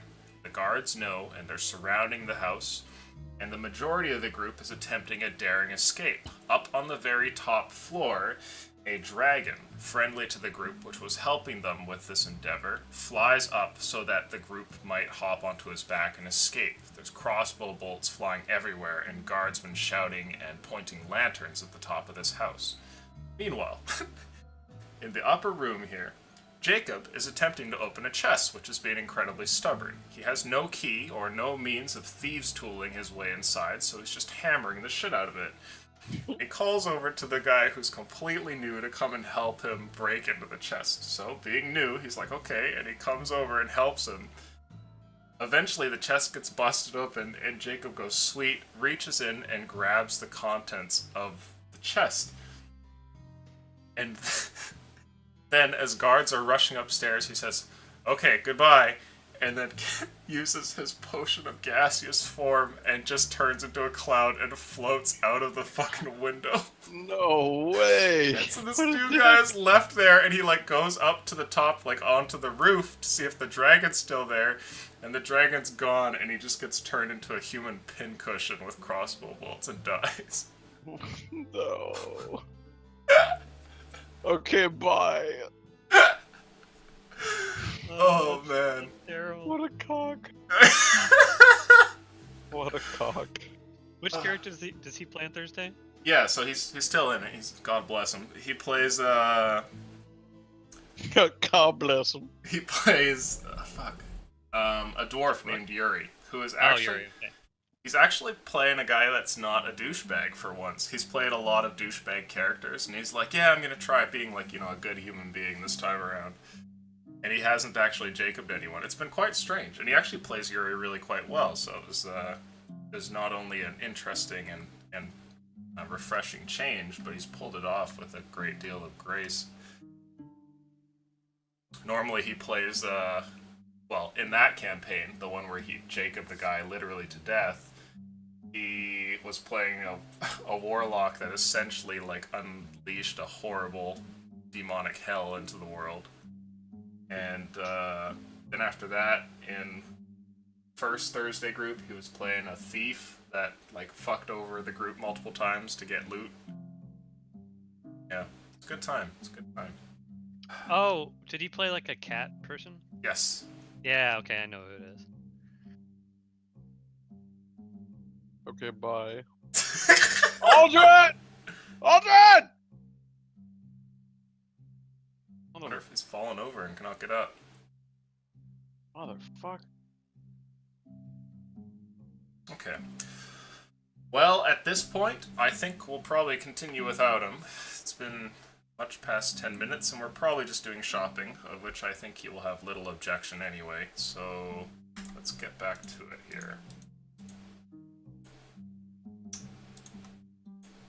Go. Okay. You are informed that there is indeed a close to one-to-one trade that you can be offered. It just so happens that among all these small curios, the shopkeep has in her possession a dagger of flame. It has the perfectly same set of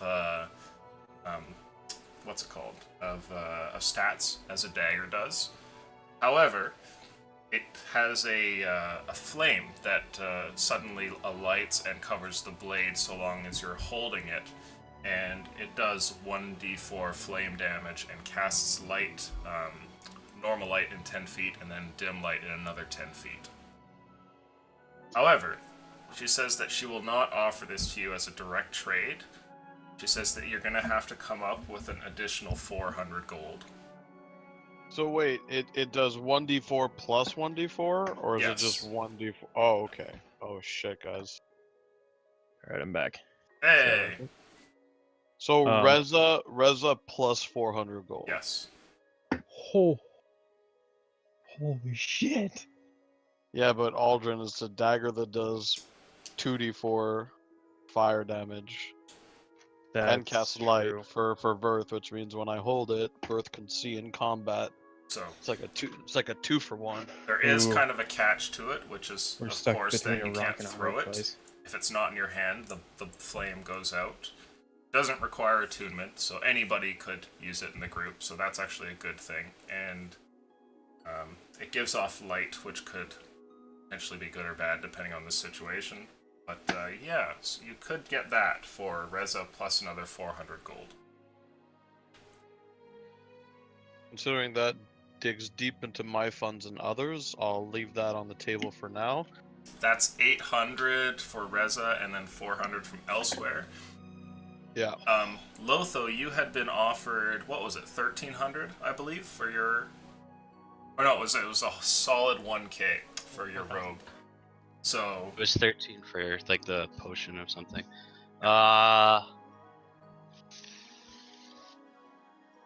Well, it was a gift from Aridin, but we're doing a task for Aridin. What? Let's see. What do I need as an individual? What would make you better? love, achievement. You know what? Something that stores spells. That would be cool. I don't know if Elution has that in his world or if it costs like 4,000 gold, but like It's like- standard D&D has like ion stones or ring of spell storing. Something Neat. like that. You can certainly see.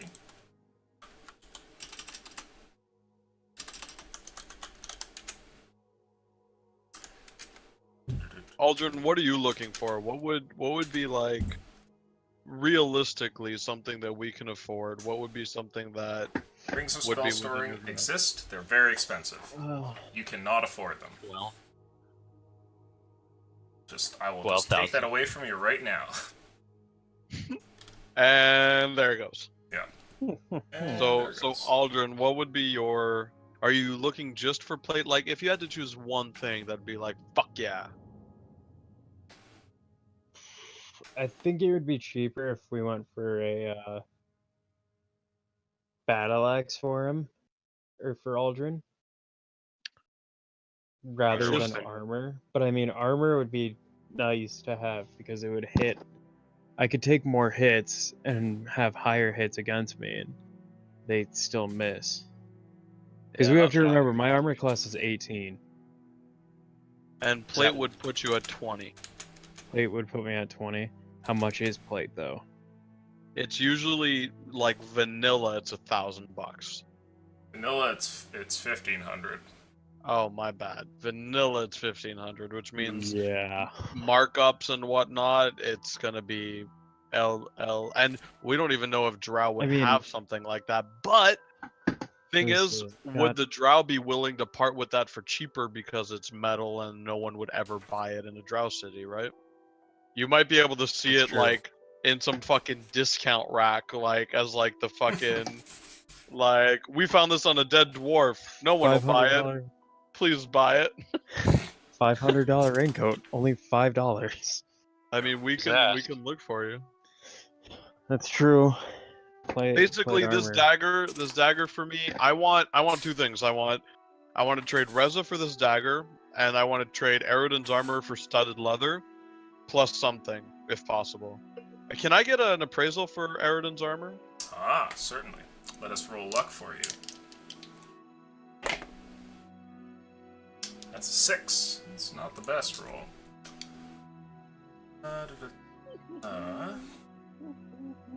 Oh, and keep in mind, I'm showing this to Yavala, because I know that it could be of some use to him on the surface. So I'm trying to get him to leverage his relationship with the shopkeep to give me a better price on that. What does it do for you? As you mentioned that, he says you should have sold this to the Wood Elves. Oh, well, that's an opportunity you'll have, my friend. I'm sure Mid will be very eager for it. Well, I'll tell you that I am paid well enough, but most of these items are far out of my reach. You know, that's for you for purchasing, but I mean, I'm sure that there's someone within the Drow that could use armor like this on the surface, and even if it's a down payment or a loan by the shopkeep here, who's wonderful, by the way, under the assumption that you sell this to Mid and come back with not only the cost of the armor, but maybe some extra for yourself, who knows? You've got to be ambitious, my friend. And I think that this presents a pretty unique opportunity for you. I'd like you to roll a persuasion roll. Yes, sir. Oh, that's not terrible. It's a 14. 14? Okay. I'm proficient in persuasion, by the way. He says to you, I appreciate the offer, and I respect that I could maybe make a little bit of coin, but again, like I said, it's beyond me. But you're welcome to see if you can sell it here. And sure enough, you're given a price. Shopkeep looks this over and eventually turns back to you and says 1,700. Damn, Daniel! Shit, dude. I'll look at Yavala, be like, studded armor. How common is it down here? It's nearly the only thing that we use. Sure, we can get something fitted. Perfect. Tell you what, I don't have a spare set laying around, but I'll throw that in for free if we do happen to move some coin around here. Really? Okay. Well, in that case, take Reza, and I want to emphasize this, by the way, as a gesture of goodwill. This was armor crafted by Eridan himself, and whether you follow him or not, this is a symbol of my worship. So the fact that I'm willing to give this up in my quest to save this planet needs to mean something. And I'm going to look her straight in the eyes when I'm doing this. Okay. She looks to you and she kind of gives you like a, okay, fair enough. You know, like, I don't mean any disrespect, that kind of thing. She says, I'll be sure to mention it to whoever chooses to buy it. A set of leather crafted by Eridan should fetch a decent price. Keep in mind, it'll protect the wearer, who's looking to skulk in Eridan's world. So, for those up top, they could quite use this armor, and it served me well. So I will take the 2,400 golds, Okay. minus the 400, so 2,000 gold pocketed to me. No, Wait, what am I talking about? No, that's bad math. My bad. Give me a second. So it's 800 for Reza, and you were just offered 1,700 for the armor. Right, so I'm at a plus 24, What? but if I were to just sell Reza Yeah. and just sell the armor, I'd be at a plus 24. If you sold both of them, I No, think you're 25. at 25. Yeah. 25, my bad. 2,500 gold. Do you want to do that? Now, what I'm going to do is I'm going to trade Reza plus 400 gold for the dagger. And the 400 I'm going to take from Eridan's armor. So if my math is correct, I should have 1,300 gold remaining, no armor, and a flame dagger. We can just turn it straight into cash, so you get 2,500, and then you'd spend 1,200 on the dagger, leaving you with 1,300 left. Yep. Perfect, that's what I have, yeah. Yeah, so you got 1,300 gold left to spend. You can now subtract your armor and Reza, and you just got a flame dagger. You can write its stats. It's a regular dagger, but if held, will do an additional 1d4 flame and provides dim light, or provides light for 10 feet, and then dim light for another 10 feet. So did we find out if she has any plate armor? Ah, she most certainly does not. And she tells you as well that there are people that work metal like that here. It's not very common, and finding a dwarven set would be all the less common. Chances are, if you were to find something, it would be a complete fluke, or it would have to be custom made. Alright. Because I've got 4 iron ingots. Excuse me, 3 iron ingots. I've got daggers and swords that can be smelted down into ingots as well, if I can use somebody's forge again. Depending if they'll let me, because I mean the last time I did it, the person was just like, "Oh yeah, come back anytime." Well, they seem very friendly thus far. I see no reason, especially Yeah. with Yavala with us. I don't think we should be too worried. It's a question of really, first of all, whether those weapons are going to provide pure, proper ingots. Second of Mhm. all, how many it would take to do that. Third of all, do you have the skill to do it reliably? And how long would it take you to actually make it? And how long would it take you to actually make it exactly? And even then, how Yeah. many ingots would it take to make armor? Probably a lot, right? Especially plate. Probably. If you were to do a breastplate, which I think is an additional +1 to your armor class or something, That's not that might bad. be easier. But full plate is like head to I toe mean, armor, like Yeah, fuck I'd off be armor. fine with like a breastplate. So, then because me, I'm I've looking got right now. shit ton of swords and daggers I in have my inventory. I have 1,437 gold. Considering and I have no armor, I'm naked right now, so I'm looking to trade that in for hopefully studded leather that can help me in the Underdark. And the Drow must have a shit ton of that armor. So anything after that is party gold in my mind. That's free for everyone. So I like, don't know how much that'll cost. Oh, I've got like a crap ton of swords and daggers because they're all in poor condition. But it's from like killing bandits and then killing that last blight. Because I've got 7 long swords poor, and then 11 daggers poor condition from bandits and the blight. you're told by the shopkeep that she's not interested in those items and would buy them from Why? you. We I would was have gonna to go talk somewhere. about smelting them, but We'll I'm not go gonna sell her them. Taking a bag of coin from the shopkeep, Ivala turns to you and says, "I'll be back in a few minutes," and eventually heads off down the way there. Oh, I could cool. offer her a camel femur. Verth, What were you looking? You're looking to see in the dark, right? More or less. Okay. However, I'm sure I'll be fine. I'll make do with what I have. Compared to Aldrin's head, how big is the camel skull? Could it be turned into a helmet? That'd be badass. Yeah. Would it have more? Because I don't know if he's wearing a helm right now or not. It wouldn't give you What anything is- as far as a bonus to AC goes. It would be purely for Just looking awesome. like badass. Exactly.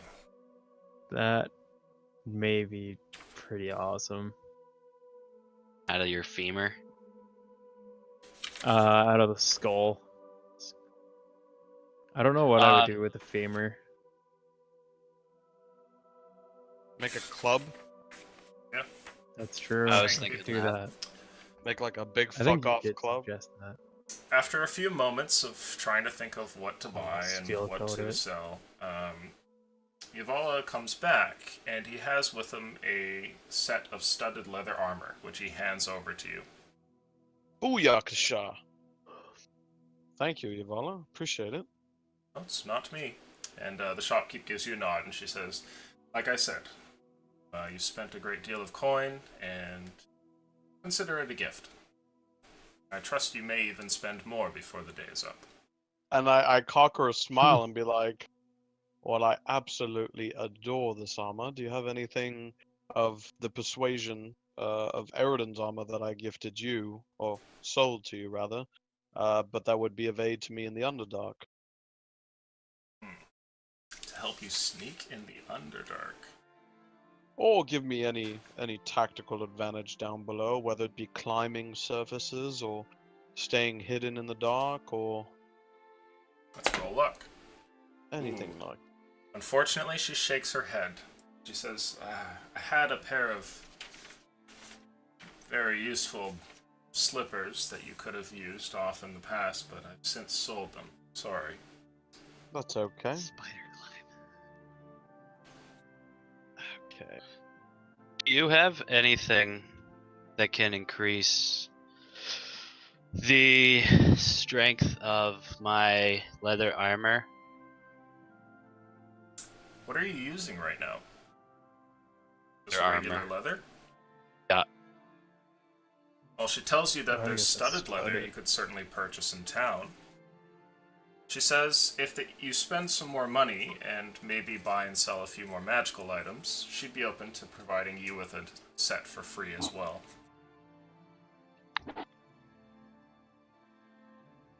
By way of potions. What's that?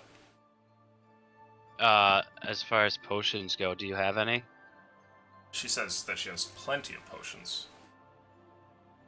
She points to the shelf on the wall where the alchemist fire was, and you can see that there's a great deal of like different colors and strange potions and everything that kind of seem to like bubble and move, all of their own volition. There must be strong magic locked away there.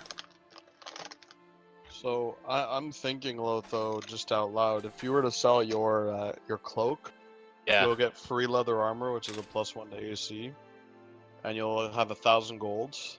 And we'll be able to look around, and maybe I can find some armor. Maybe Verth can find some weapons or some armor. Maybe not armor for him, but weapons. Maybe we can find a better door for a shield, like a tower shield. We might be I able wanna to see get if some we can prices find- on Aldrin, because like right now the shop is kind of tailored for us, and there's not much for them, unless it's like potions or scrolls. So I figure if we go to like a proper blacksmith who happens to have some magical items too, we can maybe get fully equipped. I'm pretty much the robe. It seems that this is a place more so for trinkets and potions than anything else. So, like, the new weapon that you got, it makes quite a bit of sense that it's a dagger when you look at the size of everything else here. Mm-hmm. Yavala will Do you probably be able to show us someone else. Yeah, he had mentioned that he lived here his whole life, so if you guys are done at this shop or need to go somewhere else, you certainly could. As far as potions go, there is a wide variety of potions. Healing potions. Healing potions. You can see almost every single level of healing potion is here. We already have 2 greater healings, right? Which I gave to Aldrin and Verth, if I'm not mistaken. So Yep. we both have a greater healing, 44 plus 4. You can see And we that have burning. there are 3 varieties of healing potion. There's regular healing, greater healing, and superior healing. Supreme seems to be missing. But there is one step above the ones that you have. It heals 8d4 plus 8. Tyler on that. I feel like. What's the price on the regular and graders? A regular potion of healing costs... Let's see. They're expensive, dude. They're not... Regular potion of healing, she says she'll sell them to you for 50 gold. That's the 2d4 plus 2. Okay. Terrible. The greater healing, she'll sell to you for... Let's see.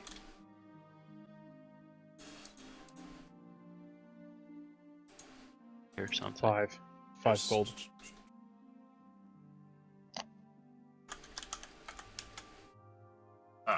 Greater healing is 150. And the next one is 450. Like superior would almost be wasted on us. So there is quite a bit. As you're looking at it, and she gives you the prices, she kind of leans towards you for a second there, Lotho, and says, and I have more in the back if you need. Not just the ones on the shelf. How much does superior do?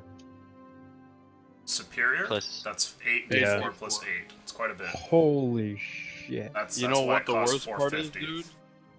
The average is... If you were to average it out, you couldn't even heal Aldrin to full health. I think the average is like 32 health or something like that it heals. Regular or a greater? Superior. For superior wouldn't heal him? It would... No, not even full. It wouldn't Yeah. come close, really. Him or me, yeah, no. Word would do though. That's true. Verth has a lot of health too. So I don't know, like the healing potions, like they have one each. I'm still worried. I can get one-shotted. I almost did last fight. At the wrong you- time, then I can. I'd feel more comfortable with like another level 1. Just so if someone else goes down, I'm not using a greater Right. just to pick somebody up. Well, we can come back. Do you guys want to go get some pricing info on the stuff you guys want? I'll go see if there's magical armor for me, and then we'll be able to more like because right now I have 1,400 gold that I want to put aside to see if I can find something like Eridan's armor for down below. But if I can find something, or if I can't find anything, then we can use all of that gold towards something else. Yeah, I feel like gold isn't going to be very useful to us down below. No, yeah, we need to Yeah, just we need purge to- it. We need to leave yeah. with 0. Although, who knows? We run into some fucking wily motherfucker that's like, the 2 gold! You can get a dagger! We're like, fuck. Zavala looks over to you and says, well, if you'd like, I know somebody that deals in armaments. We could go and speak with him. Does he have anything magical as well? A few things here and there. Alright. Before we go, I'll sell my robe. Your rope. Damn! The robe. Just Oh, robe. big dick cash money. Like that damn Bilzerian money Okay. right there. There it is. 1,000 gold. You're handed a bag with 100 platinum in it. Thank you. Or That's a 1,000 lot gold if later. you than- want. No, I can't. That's like half my. I would Yeah, like half. wait. Do you, do Screwed you for also gold. have gem powder do you want to sell, or is that part of the robe? 20 gold worth of gem powder. I might as well sell that. Let's see if she buys it for that price. She offers you wonder how much 15 this- for it. That's not bad. Yeah, gems aren't going to help you down below. I might as well. Okay, so you get that Alright, 50 so gold, lose the Gold powder. is nice. If anybody has anything else they want to offload, Small pouch of jewelry. oh, nice. Did you get that appraised already? I did not. Okay. Where did I you need get to do that from? That's a very good question. That was First Blight? forever ago. First That was Blight. like before we met Verth. Okay. Maybe not. She offers you 10 gold for it. Okay, I'll take that. Okay. I'm up to 83 gold, guys. Alright. If that is all, then Evala kind of shares a couple of words with the shopkeep, and she smiles, and you can hear they did incorrigible, like, I'll see you later tonight or whatever when you close up shop. We might be back in a bit, see what these strangers are looking for. And eventually, he leads you out, and the landing that you go to, when you step onto it, it seems to recognize you there, and the path reforms, allowing you to go back down, and Evala leads you through the city. He doesn't actually take you over to another building. Instead, he goes towards the stairway at the center of the large city here, and starts to lead you down the steps. You're traveling underground now. Yeah. Can I ask him a question while we're walking? Sure, please do. Yes, what is it, Evala? Carrick? If you were to go into the Underdark I as do a on drow, occasion. right, and you knew that money was no object, you needed the best armor that you could possibly put on to brave the depths down below, what would you ask for? Best? And I gotta go like, ooh, within reason.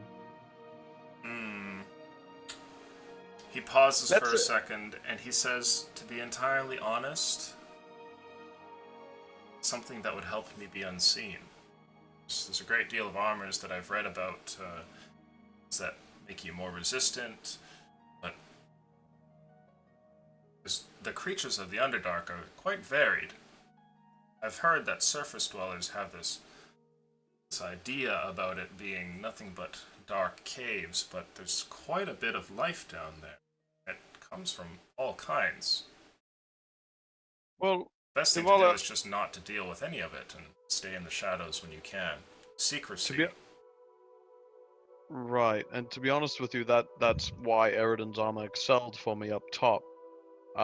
So I'm not looking, when I say the best, I'm not looking for the thing that will allow me to survive the longest in terms of combat, but yes, what will allow me to remain hidden.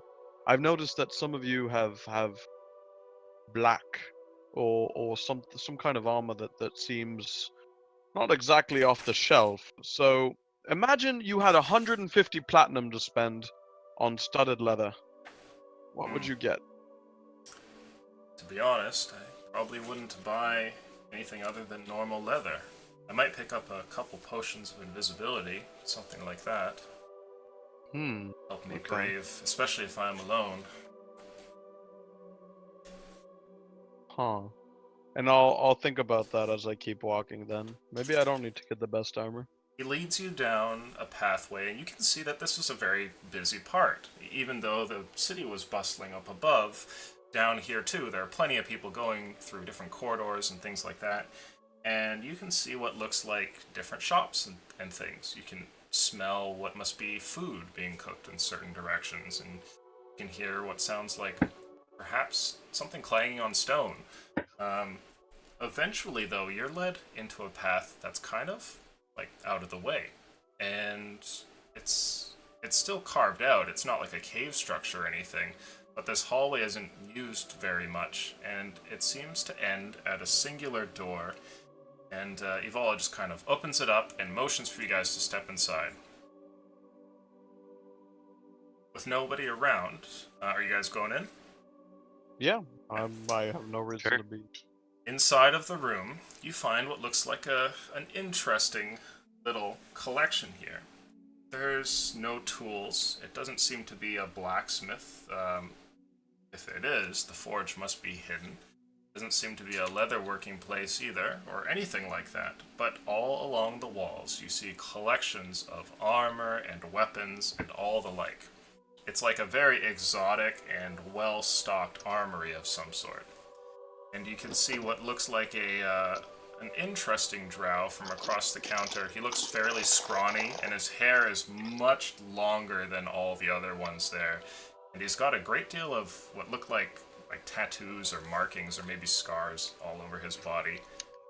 And he looks over to see you guys and sees Zavala traveling there and kind of like rubs his hands together like, okay, can make some money. And the two of them begin to talk, and you hear Ivala explaining to him that you're all travelers going through and need weapons. And he says, of the magical kind. And there's a nod there, and then he turns over to you and says, oh, what do you need?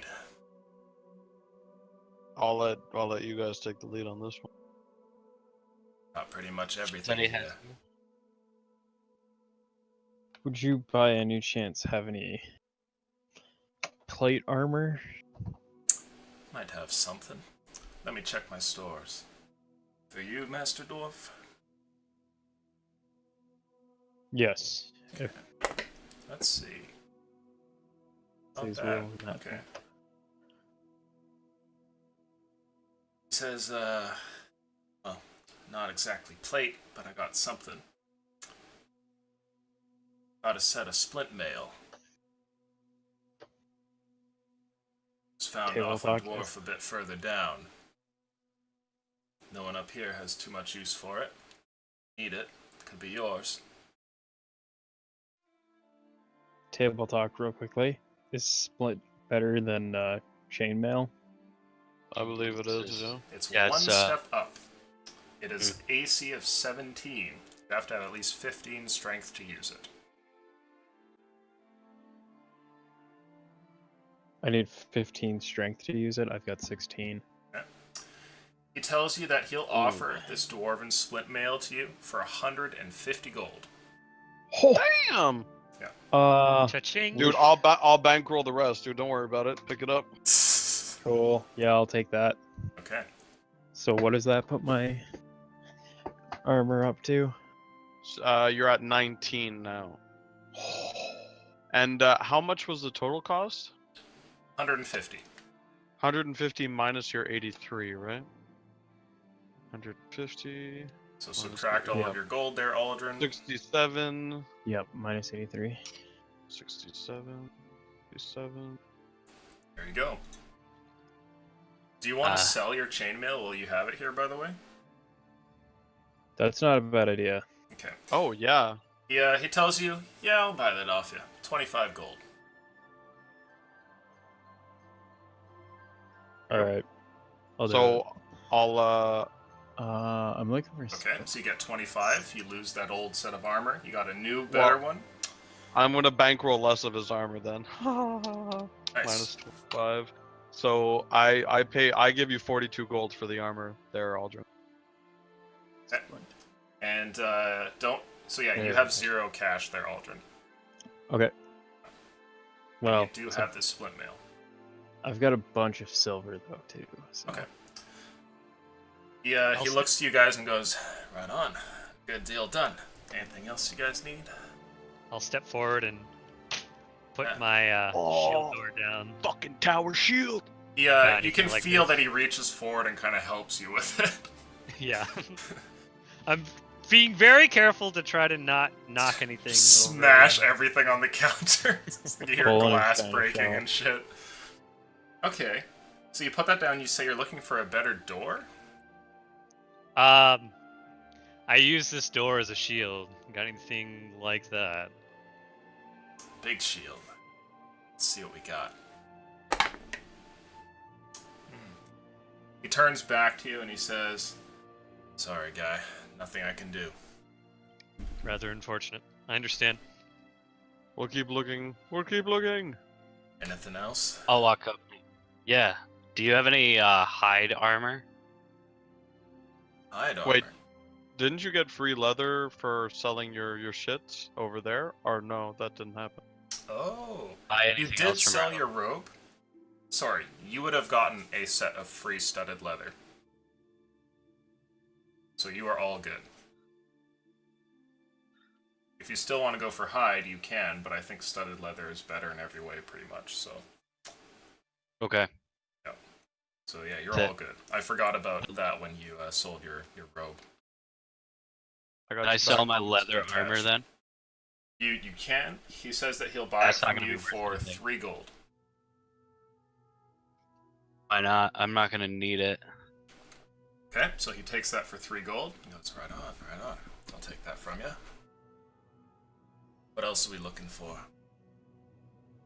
I'll look over to him and look at him right in the eyes and go, scimitars, short swords, daggers, hand crossbows. Show me what you got. It's my specialty. Okay. Big money, no whammies! He doesn't roll great on the luck, but given that these are drow, of course, he motions all across the wall, and you can see perfectly made and also shoddily made, like everything from worn items that look like they must have been pilfered, straight up to like perfectly new, just manufactured weapons of all sorts. You see hand crossbows that the drow seem to fancy, you see swords, everything like that. As far as magic goes, he says, I might have a couple of things, but not too much. I for just straight up, like, to get the fucking blood boiling here in his little heart of his, I drop a bag of 150 plat right on the counter, and I let it kind of open up. He stares go- down at it, he kind of like turns his head to the side, so he cocks like one eye, opens it wide, looks down there, and kind of smacks his lips like, Alright, let's see what we can do. Let's see what he's got.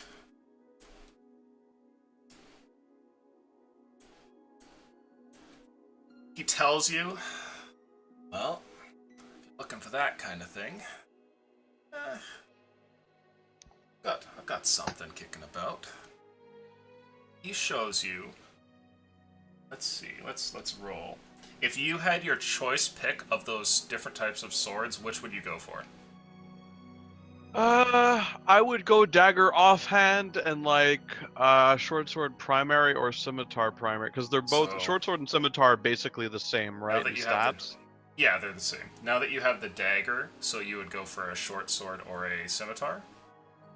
Yeah, unless he had a really fucking cool hand crossbow that like shot flame bolts or some shit. But other than Okay. that, like I would look for probably a scimitar. I'd be down for a little scimitar action.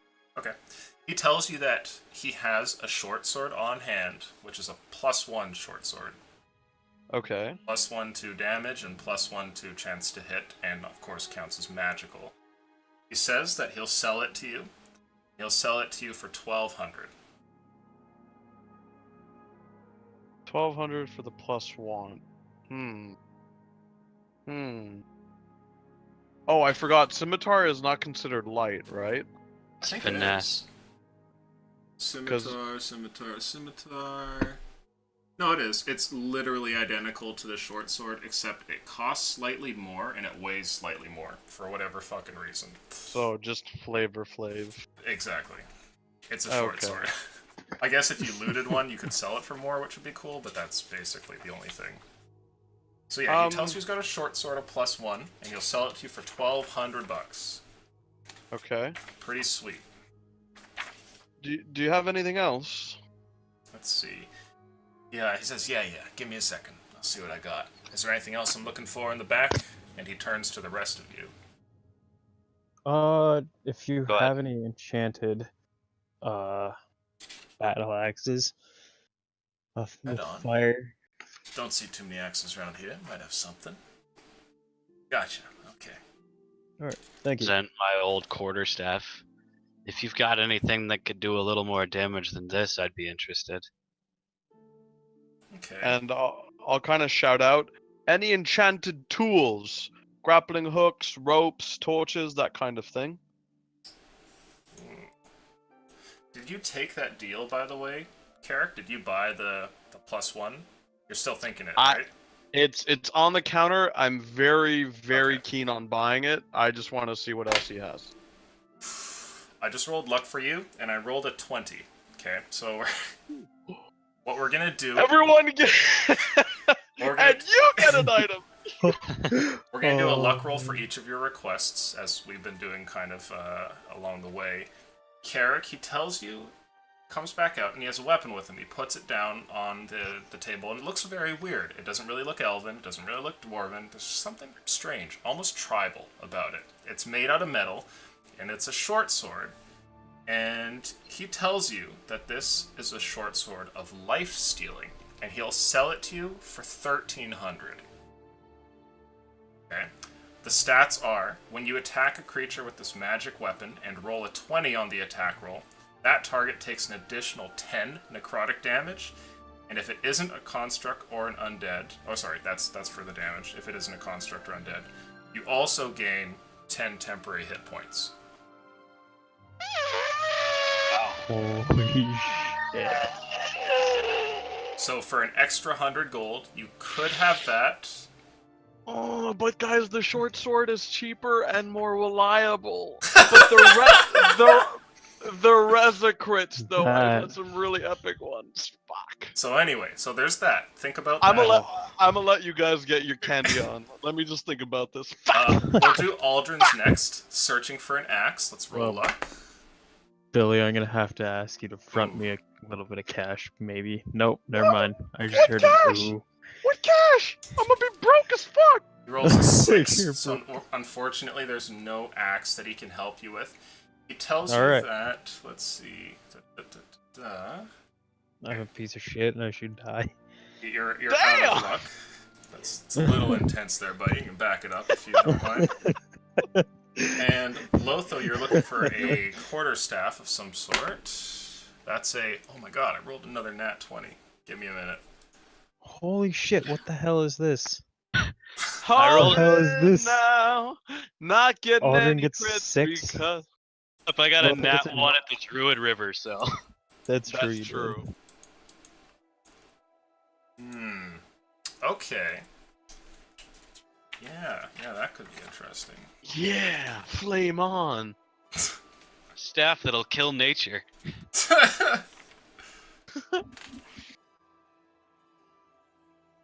Has a +1 against all Carricks. Okay. He tells you that he has 2 things. One, he has a quarterstaff of +1, and he will sell that to you for $1,200. Okay, like the other sword that was offered to Carrick. He also has something else, though. Just like Carrick was shown a different sword, which was particularly odd, there's something else. It's not exactly a quarterstaff, however. It is a staff. Let me think of how to describe this.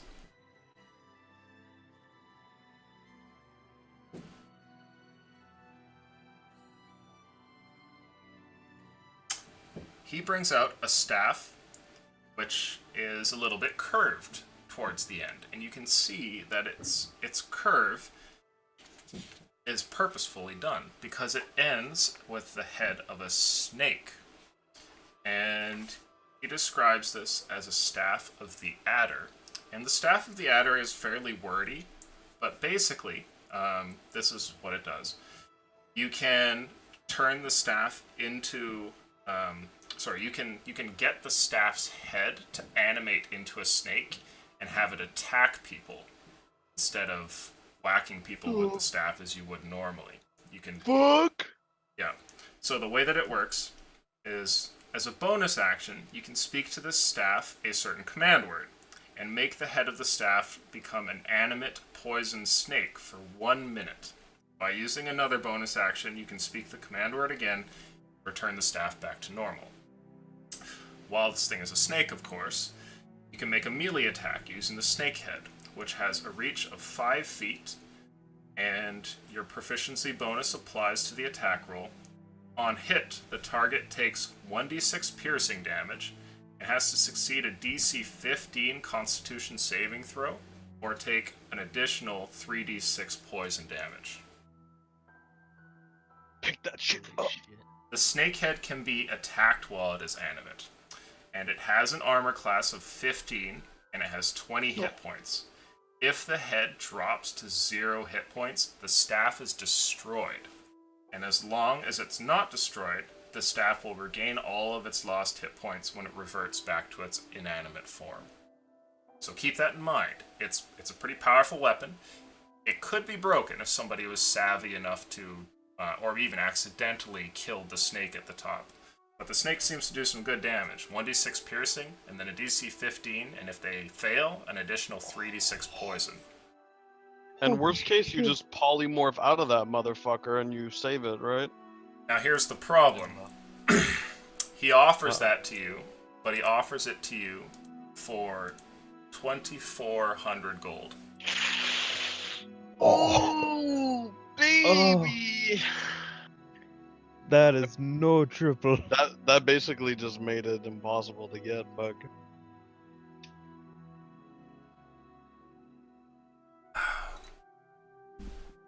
I hear the wheels turning there a 12, little right? though.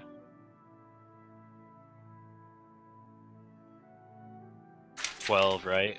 1200. Yeah, 12, That's just like my weapon, yeah. Either, honestly. What, for the staff? Yeah, the +1 quarter. Oh yeah, the +1 quarter staff is 1,200. This one costs double. It's 2,400 for the adder. Jesus, dude.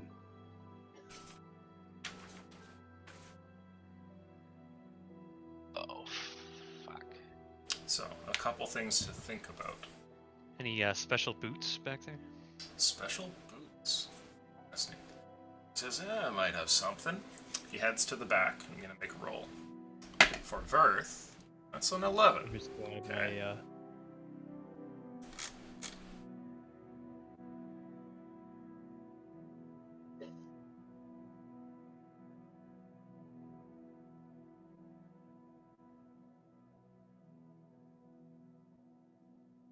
Or belts!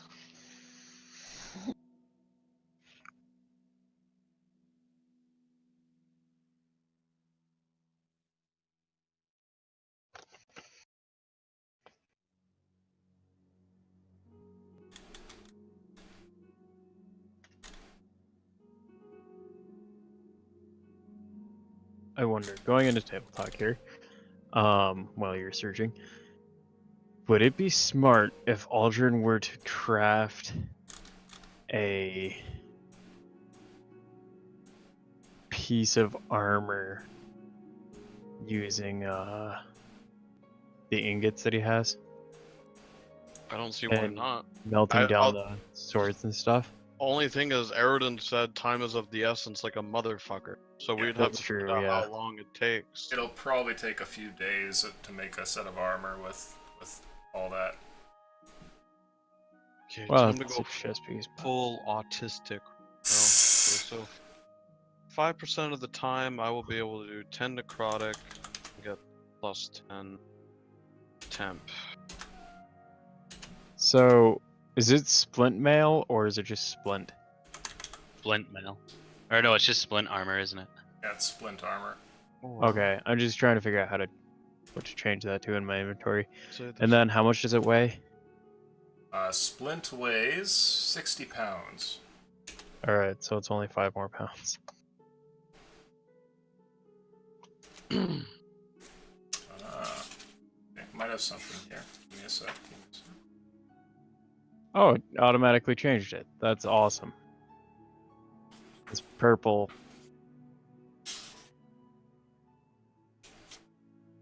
Billy, you have served me well in giving me this character sheet. yeah, with an additional 5 to hit. This does not have. So, do I want an additional +5 to hit and an additional point of damage, which would be, on average, a 25% increase in damage? Or do I want 5% of the time to deal 10 damage and 10 HP? That's 10% if you're by me, or if you're attacking by me. Right. So it'd be +1 to hit twice. I think I'm gonna go with the +1 sword, guys. I mean, Reza crits have been fucking awesome, but I can't control when I get that crit, and it could be at the most like stupid time, or it could be epic. But that Mhm. +1 is just so reliable non-stop. Mhm. And plus, it gives us more gold to play with. I get 200 gold in my pocket rather than 100. So we can maybe like bankroll some kind of like that orb. You know that light orb in the trinket shop? Or was it 800 gold? I thought it was like 650. If it's 650, then I can put 200 towards that. I think it is 650. Might be really nice to get. Or put 200 towards anything else. I mean, I don't care. But yeah, okay, so I'll go for the +1 sword then. And the 200 will become, or 195 technically, will become party golds. I'll put that towards the pot. If you guys want the orb, then the drift globe, then that's cool. I'm down with that. So think I how can much get 5 silver goals. makes 1 gold? Sorry. 10 silver, right? Or is it 100 silver? I believe it's 10. Because I'm at 98 silver right now. And then I've got 3 No, copper. I think it's 100 silver makes it. I think it is it's, 100. it's 5 Gold. SP equals 1 EP, and 2 EP equals 1 gold. It's 10 silver. 10 okay. silver? Okay. So I've got 9 gold then remaining. I didn't know that. I just have 98 silver in my inventory. Well, do you guys want me to start doing a party fund just for this, anyways? It's not a bad So- idea. Or just having one in general is not a bad idea. So I have 1395. I'm gonna spend 1200, which means we're at 195 for me to the pot. Lothar, are you buying the +1 quarterstaff? I think so. I can't really afford it. I can almost afford it, but not quite. Huh. Okay. So Yeah. let's say in A theory beautiful we stack. have. I don't think it's really that important because how often do I do melee as Lotho? Right. Most of Okay. the time so you're wild shaped anyways. so Yep. for now, let's just assume it's party goal, but it's your money, dude. So you choose what you want to do with it. But so plus 1,000, plus verse 33, which we haven't touched. Hey. Yeah, I think that's it. Did anyone have any extra gold? Lotho, how much Yeah. gold do you have total? Total is 1080. 1080 plus 8. 1082 because I have 23 silver. Okay. Right. So you hear searching around in the back room, like constant searching, like items moving. You even think you hear a couple of elven words that sound like they must be curses. To those of you who speak Elvish, they are certainly curses.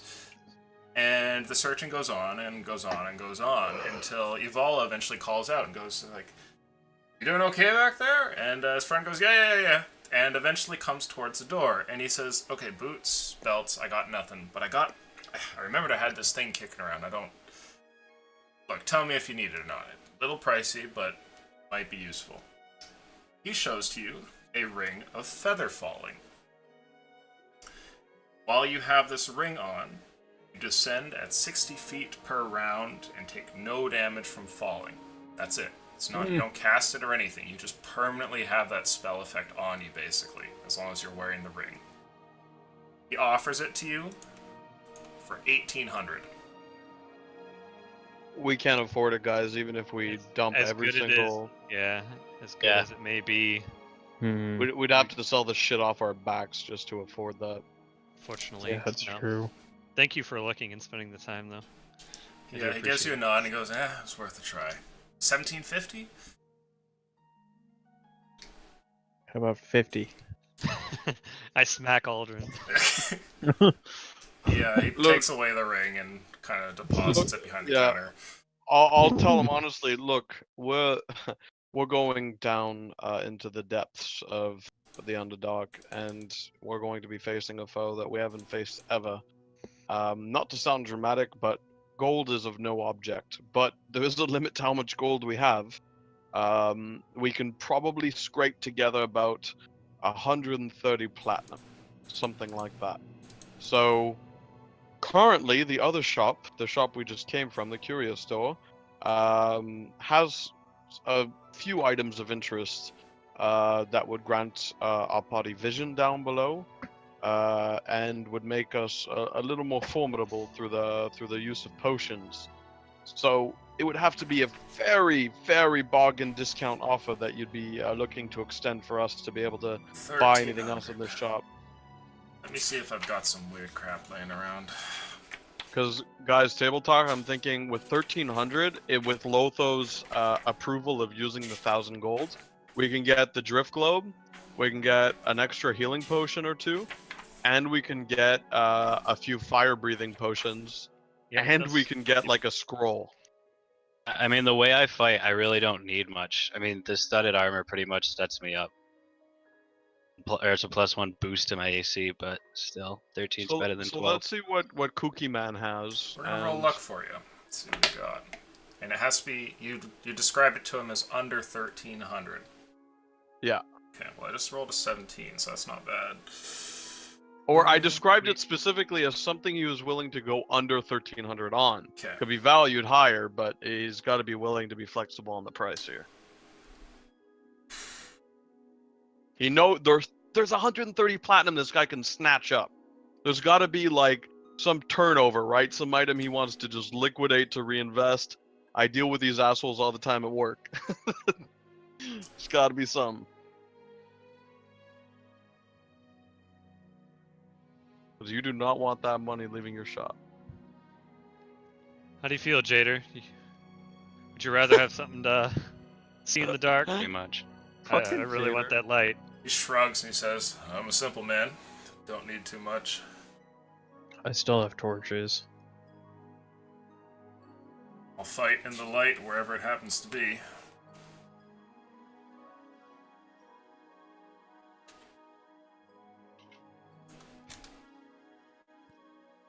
Let's see.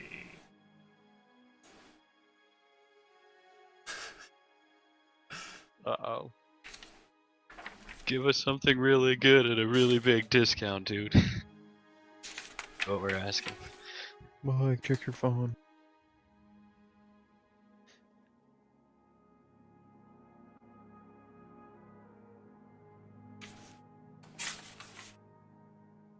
At scale. Okay, Goes- well, scale. Yeah, it went scale plate, or no, it went scale splints plate. Yep.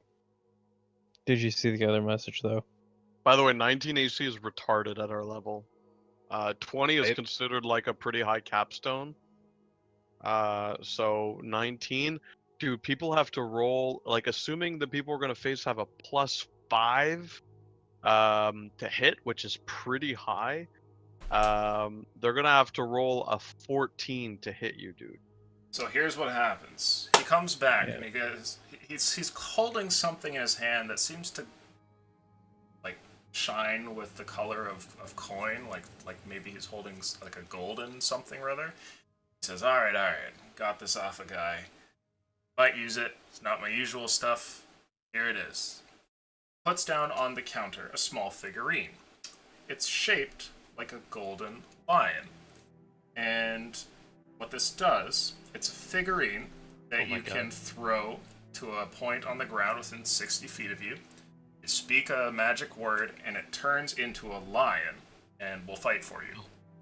I've got this in another campaign. Yeah. I love it.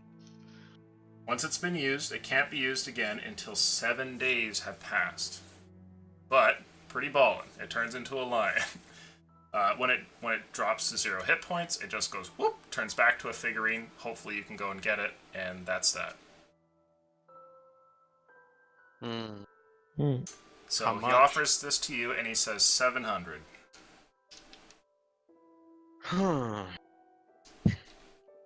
Maybe get that in the light.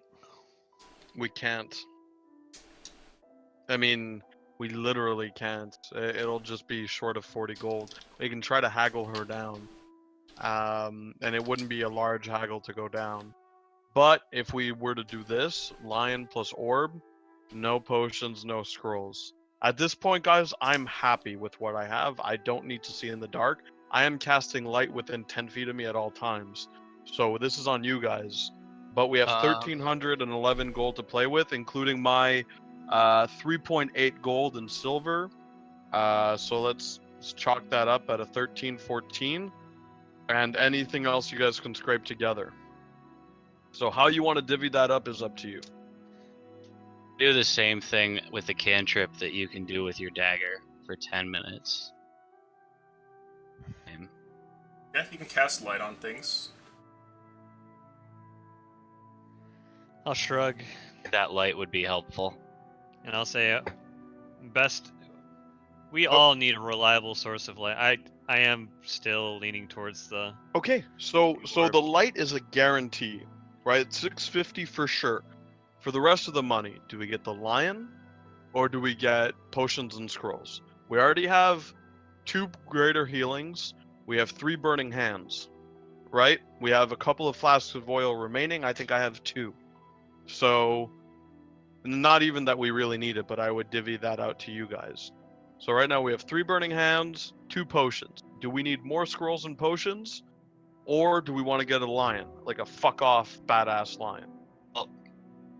But can I, let's see, what do I want to do? Obviously, I've never seen a lion.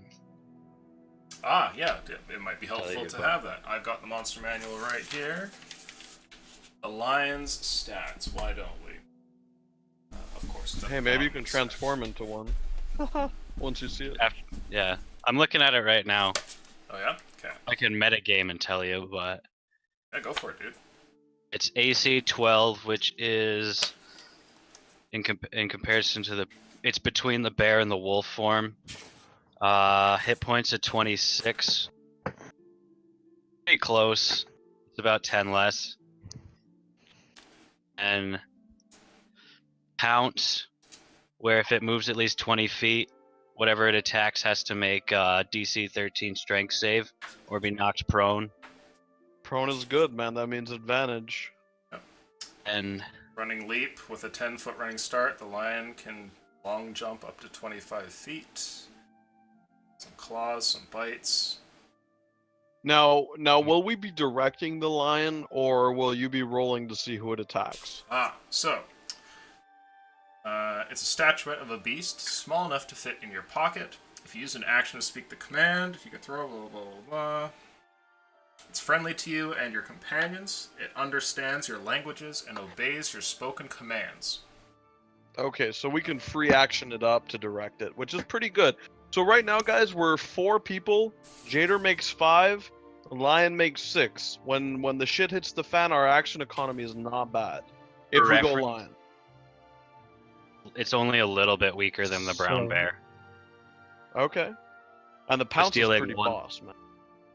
As long as it can be knocked prone.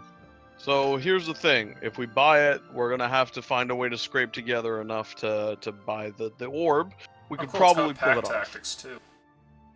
Oh shit! Yeah, it like does. Birth. If It has advantage on attack rolls if it's next to another one of the allies. So it doesn't bestow it to you guys, but the line will hit reliably Oh. if it's fighting next to a melee fighter on your team. Wow. So that's kind of cool. so, Yeah, if it does a few Lothos, things. if It's got a Lothos, stealth plus Lothos 6. sees this lion, can he turn into it or no? Oh yeah, If it, yeah, it depends on the challenge rating, but yeah, there you go. yeah. If it's within the challenge rating, then one. absolutely. Yeah, There you it's go. only Now you one. got it. Actually, it's kind of surprising druids don't take lion form more often. I guess the Long as HP bear total is form. not as high. Yeah, it's not quite as good. It's just bear or wolf. Well, bears do brute damage and take brute damage, but they don't offer much utility other than that, I guess. Lions Mhm. are a I nice mean- little mix. Well, Okay, between guys. dire wolf and brown bear, but okay, it would be cool. I It's mean, not that far off from what I can turn into. and you don't even need to turn into it, right? It's just the fact that we get this. And considering how long it's taken 6 days to go from Fineston to this place, which means we have to assume it's going to take at Road. least a month and a half to get to where we're going, right? So that means there are multiple instances of the line that we're going to be able to use. Hopefully, assuming we can retrieve the trinket. So far, like, lion seems good. The scrolls are another thing. We can get flame blades, which are 2d6 fire. So that's going to be great because we're not going to have oil for very long. And those are reliable, right? We know those are there. They're light and they can be cast by everybody. Right now, I do fire damage, which means we would spread out those scrolls amongst Jader, Aldrin, and Verth. so they can do fire. So that's the only thing for me, guys. Is the line is gonna help us in general encounters up until the thing, but once we get to the thing, how the fuck do we kill it? I'm the only one that's gonna be doing fire damage. You're gonna be able to cast Flaming Sphere, and chances are we're gonna be out of everything else. I have the I scrolls can do burning Flaming hands. Sphere, but I feel Moonbeam would be better. Well, we have 3 burning hands and Moonbeam. That's true. That's true. We do. So it's up to Mhm. you guys. Do you guys want to get a lion, or do you want to get a bunch of smaller shit? And now. Hmm.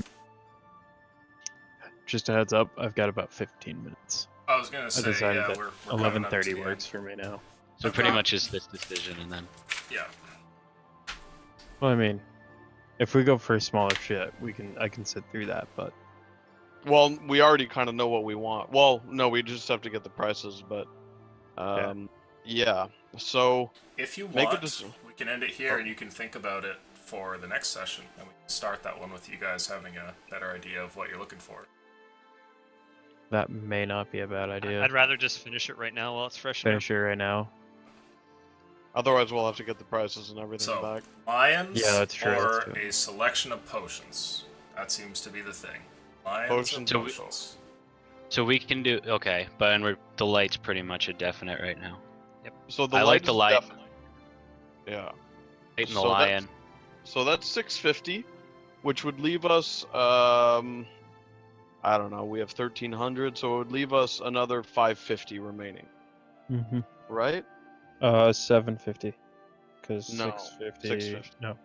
It would be 650 and Yeah, 650. 650. The 650 is right in the middle of the amount. No, that it'd be 700. Because you've got 1350, so. Yeah, but the chump change I'm not relying on really. And we only Okay. have 13, Had to buy our 14. casks. We have 13, 14. We don't have that much actually. We don't have 1350. The So- 1350? 1315. Yes. Yeah, okay. Oh, okay. So, I thought you said- if the drift globe Okay. is 650, that means you have just like too little to get the drift globe and this line, unless he's willing to drop a little bit off the price. Yeah, that's what we were saying. Is Solar. either scrape cool. together enough or bargain. So guys, if you guys give me the go ahead, I'll bargain for the line. If you prefer smaller things, we can go do that. Like the lion. I'll One vote for Lions. lion. Badass. The lion does seem badass. But let's see what Verse says. I think we're silly and we're not that wise, and we'd be like, "Oh yeah, lion." I'll put on the counter. I'm gonna put down my Coin Clan symbol, and like push it towards him, and I'd be like, "This will help you if you ever run into one of my kind." To try to like bargain with him. So you're playing it off like you're a member from this group? Is No, that no, what no. you're I'm doing? not trying to play it off like him Trying. having this symbol might help him in the future. Okay, let's see if he Just me. cares or knows what it is. He declines your offer, and he seems to not really care, know what it is, or really be bothered by it. He thanks you for offering it, but yeah, he's not interested. So Damn. guys, my vote, if we're doing the vote system, is that we don't get the lion only because we won't have enough money for general equipment, grappling hooks, extra rope, torches, a Ooh, 10-gallon yeah. cask. There's a little shopping list that we need to do that might be 50 gold, but we need 50 gold. And right now, if we go lion and globe, we're gonna have to be selling shit off just to make it for those 2 items, let alone selling more to get the extra shit that we need. How much is the lion? Fair enough. 700. I can Okay. bargain it down. If you guys say, if you vote for lion, I will bargain the shit out of him and try to persuasion roll it. But I I mean, the can't lion guarantee. sounds badass. I'm voting scrolls. Okay. I'm you voting vote? scrolls too. Yeah, Lotho it's- voted you- lion. Do you think that you could Son talk of a him bitch. into demonstrating the lion? Well then, Does if that- you did, then we have if a you lion. Did, well, how long does the line last? Can turn into a lion if I see a lion. Oh, you just want the shape? Pretty much. If you tip him. He looks But to then you if and he we- says, "Yeah, it works. I mean, if you want me to try it out, I'll do it." do it, and then we have Lotho as a lion form.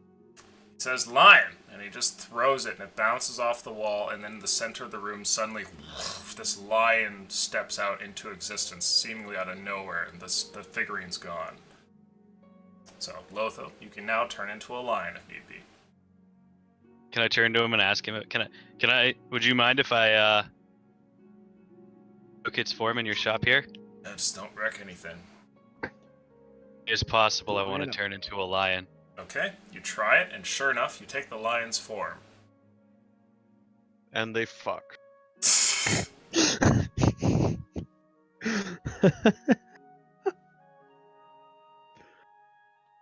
Okay. I'll drop. All right. He I'll drop calls form. out the word again and says lion, and it turns back into a normal figurine. And Ivala goes and picks it up and kind of puts it back on the counter. Well, there you go. It works. Okay, I'm gonna do a really dick move, guys. Uh-oh.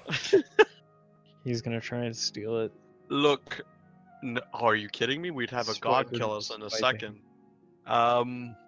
Look, thank you for the demonstration. It helps to know that that it works. Only downside now is that we have to wait 7 days before it can use it again. It's true. Would you be willing to be flexible on the price there? It's a bit. You just give me He like, looks over at maybe. Ivala and he goes, really? I would too. I like try to smack at Carrot, like my blindfold, just like you fucking idiot. He kind of, Ivala whispers something to the shopkeep, and then he goes to start pushing you guys out of the shop. All right. I'll give him a couple gold and say thanks for giving me a new form. Okay, he takes the gold with a bit of a scowl on his face. Is this any way to treat someone who just spent 1,200 gold in your shop? A little Ivala joke. is shushing you. He's like, Carrick, just please, just get out. Oh, God. All We right. agreed to be respectful. What is this? No, we didn't. What? We agreed to respect the laws. We didn't Now, being say kicked out of that shop, we will end the session there. I tried, guys. It tried. It tried. So now I it's thought it was a 2K. compelling argument. You know what I mean? Like it's like taking something out of the box and playing around with it. Well, it's like, well, now it's out Hey, of the box. shopkeep, can you take that out of the box? Well, you know it's out of the box. Here, I'm gonna ask you to give me a demonstration. All Oh, right, now that guys. the So demonstration's I over, lost sell that two for items cheaper. that I absolutely love today. Sad, but I gained a flame dagger and a +1 short sword. Hey, So, just you think know. your dwarf can I now think take hits. I think that was very fair, and I got free studded cannot leather, which take was it. a super cool move by those guys. Yeah. Very The other cool guy move. got him too, so. Thanks for Aldrin. Thanks for looking up all that stuff, by the way, Lucian. Yeah, right. Oh, That no was pretty problem. cool. I'm happy to, Holy as long as shit. you guys don't mind waiting for a sec. It's all part of Nope. the experience, and I am more than happy to do a shopping episode. I find them to be fun, even when I'm a player. Oh my god, dude! It's so much fun to find out like that life siphon sword. I was like, please, please. 10 temp Here, we have HP. done like a. Now we have It's to. a come dope up with, sword, but it's 5% of the time. I mean, Yeah, with advantage, it's exactly. actually 10% of the time. If I knew but- how to animate, I would totally come up with like a little animated shopping Yo, montage Aldrin, for our Aldrin, game. Do you realize that there's like a 25% chance to hit you with a +5 modifier? That's pretty badass. Shield. If there's a my +5, shield too.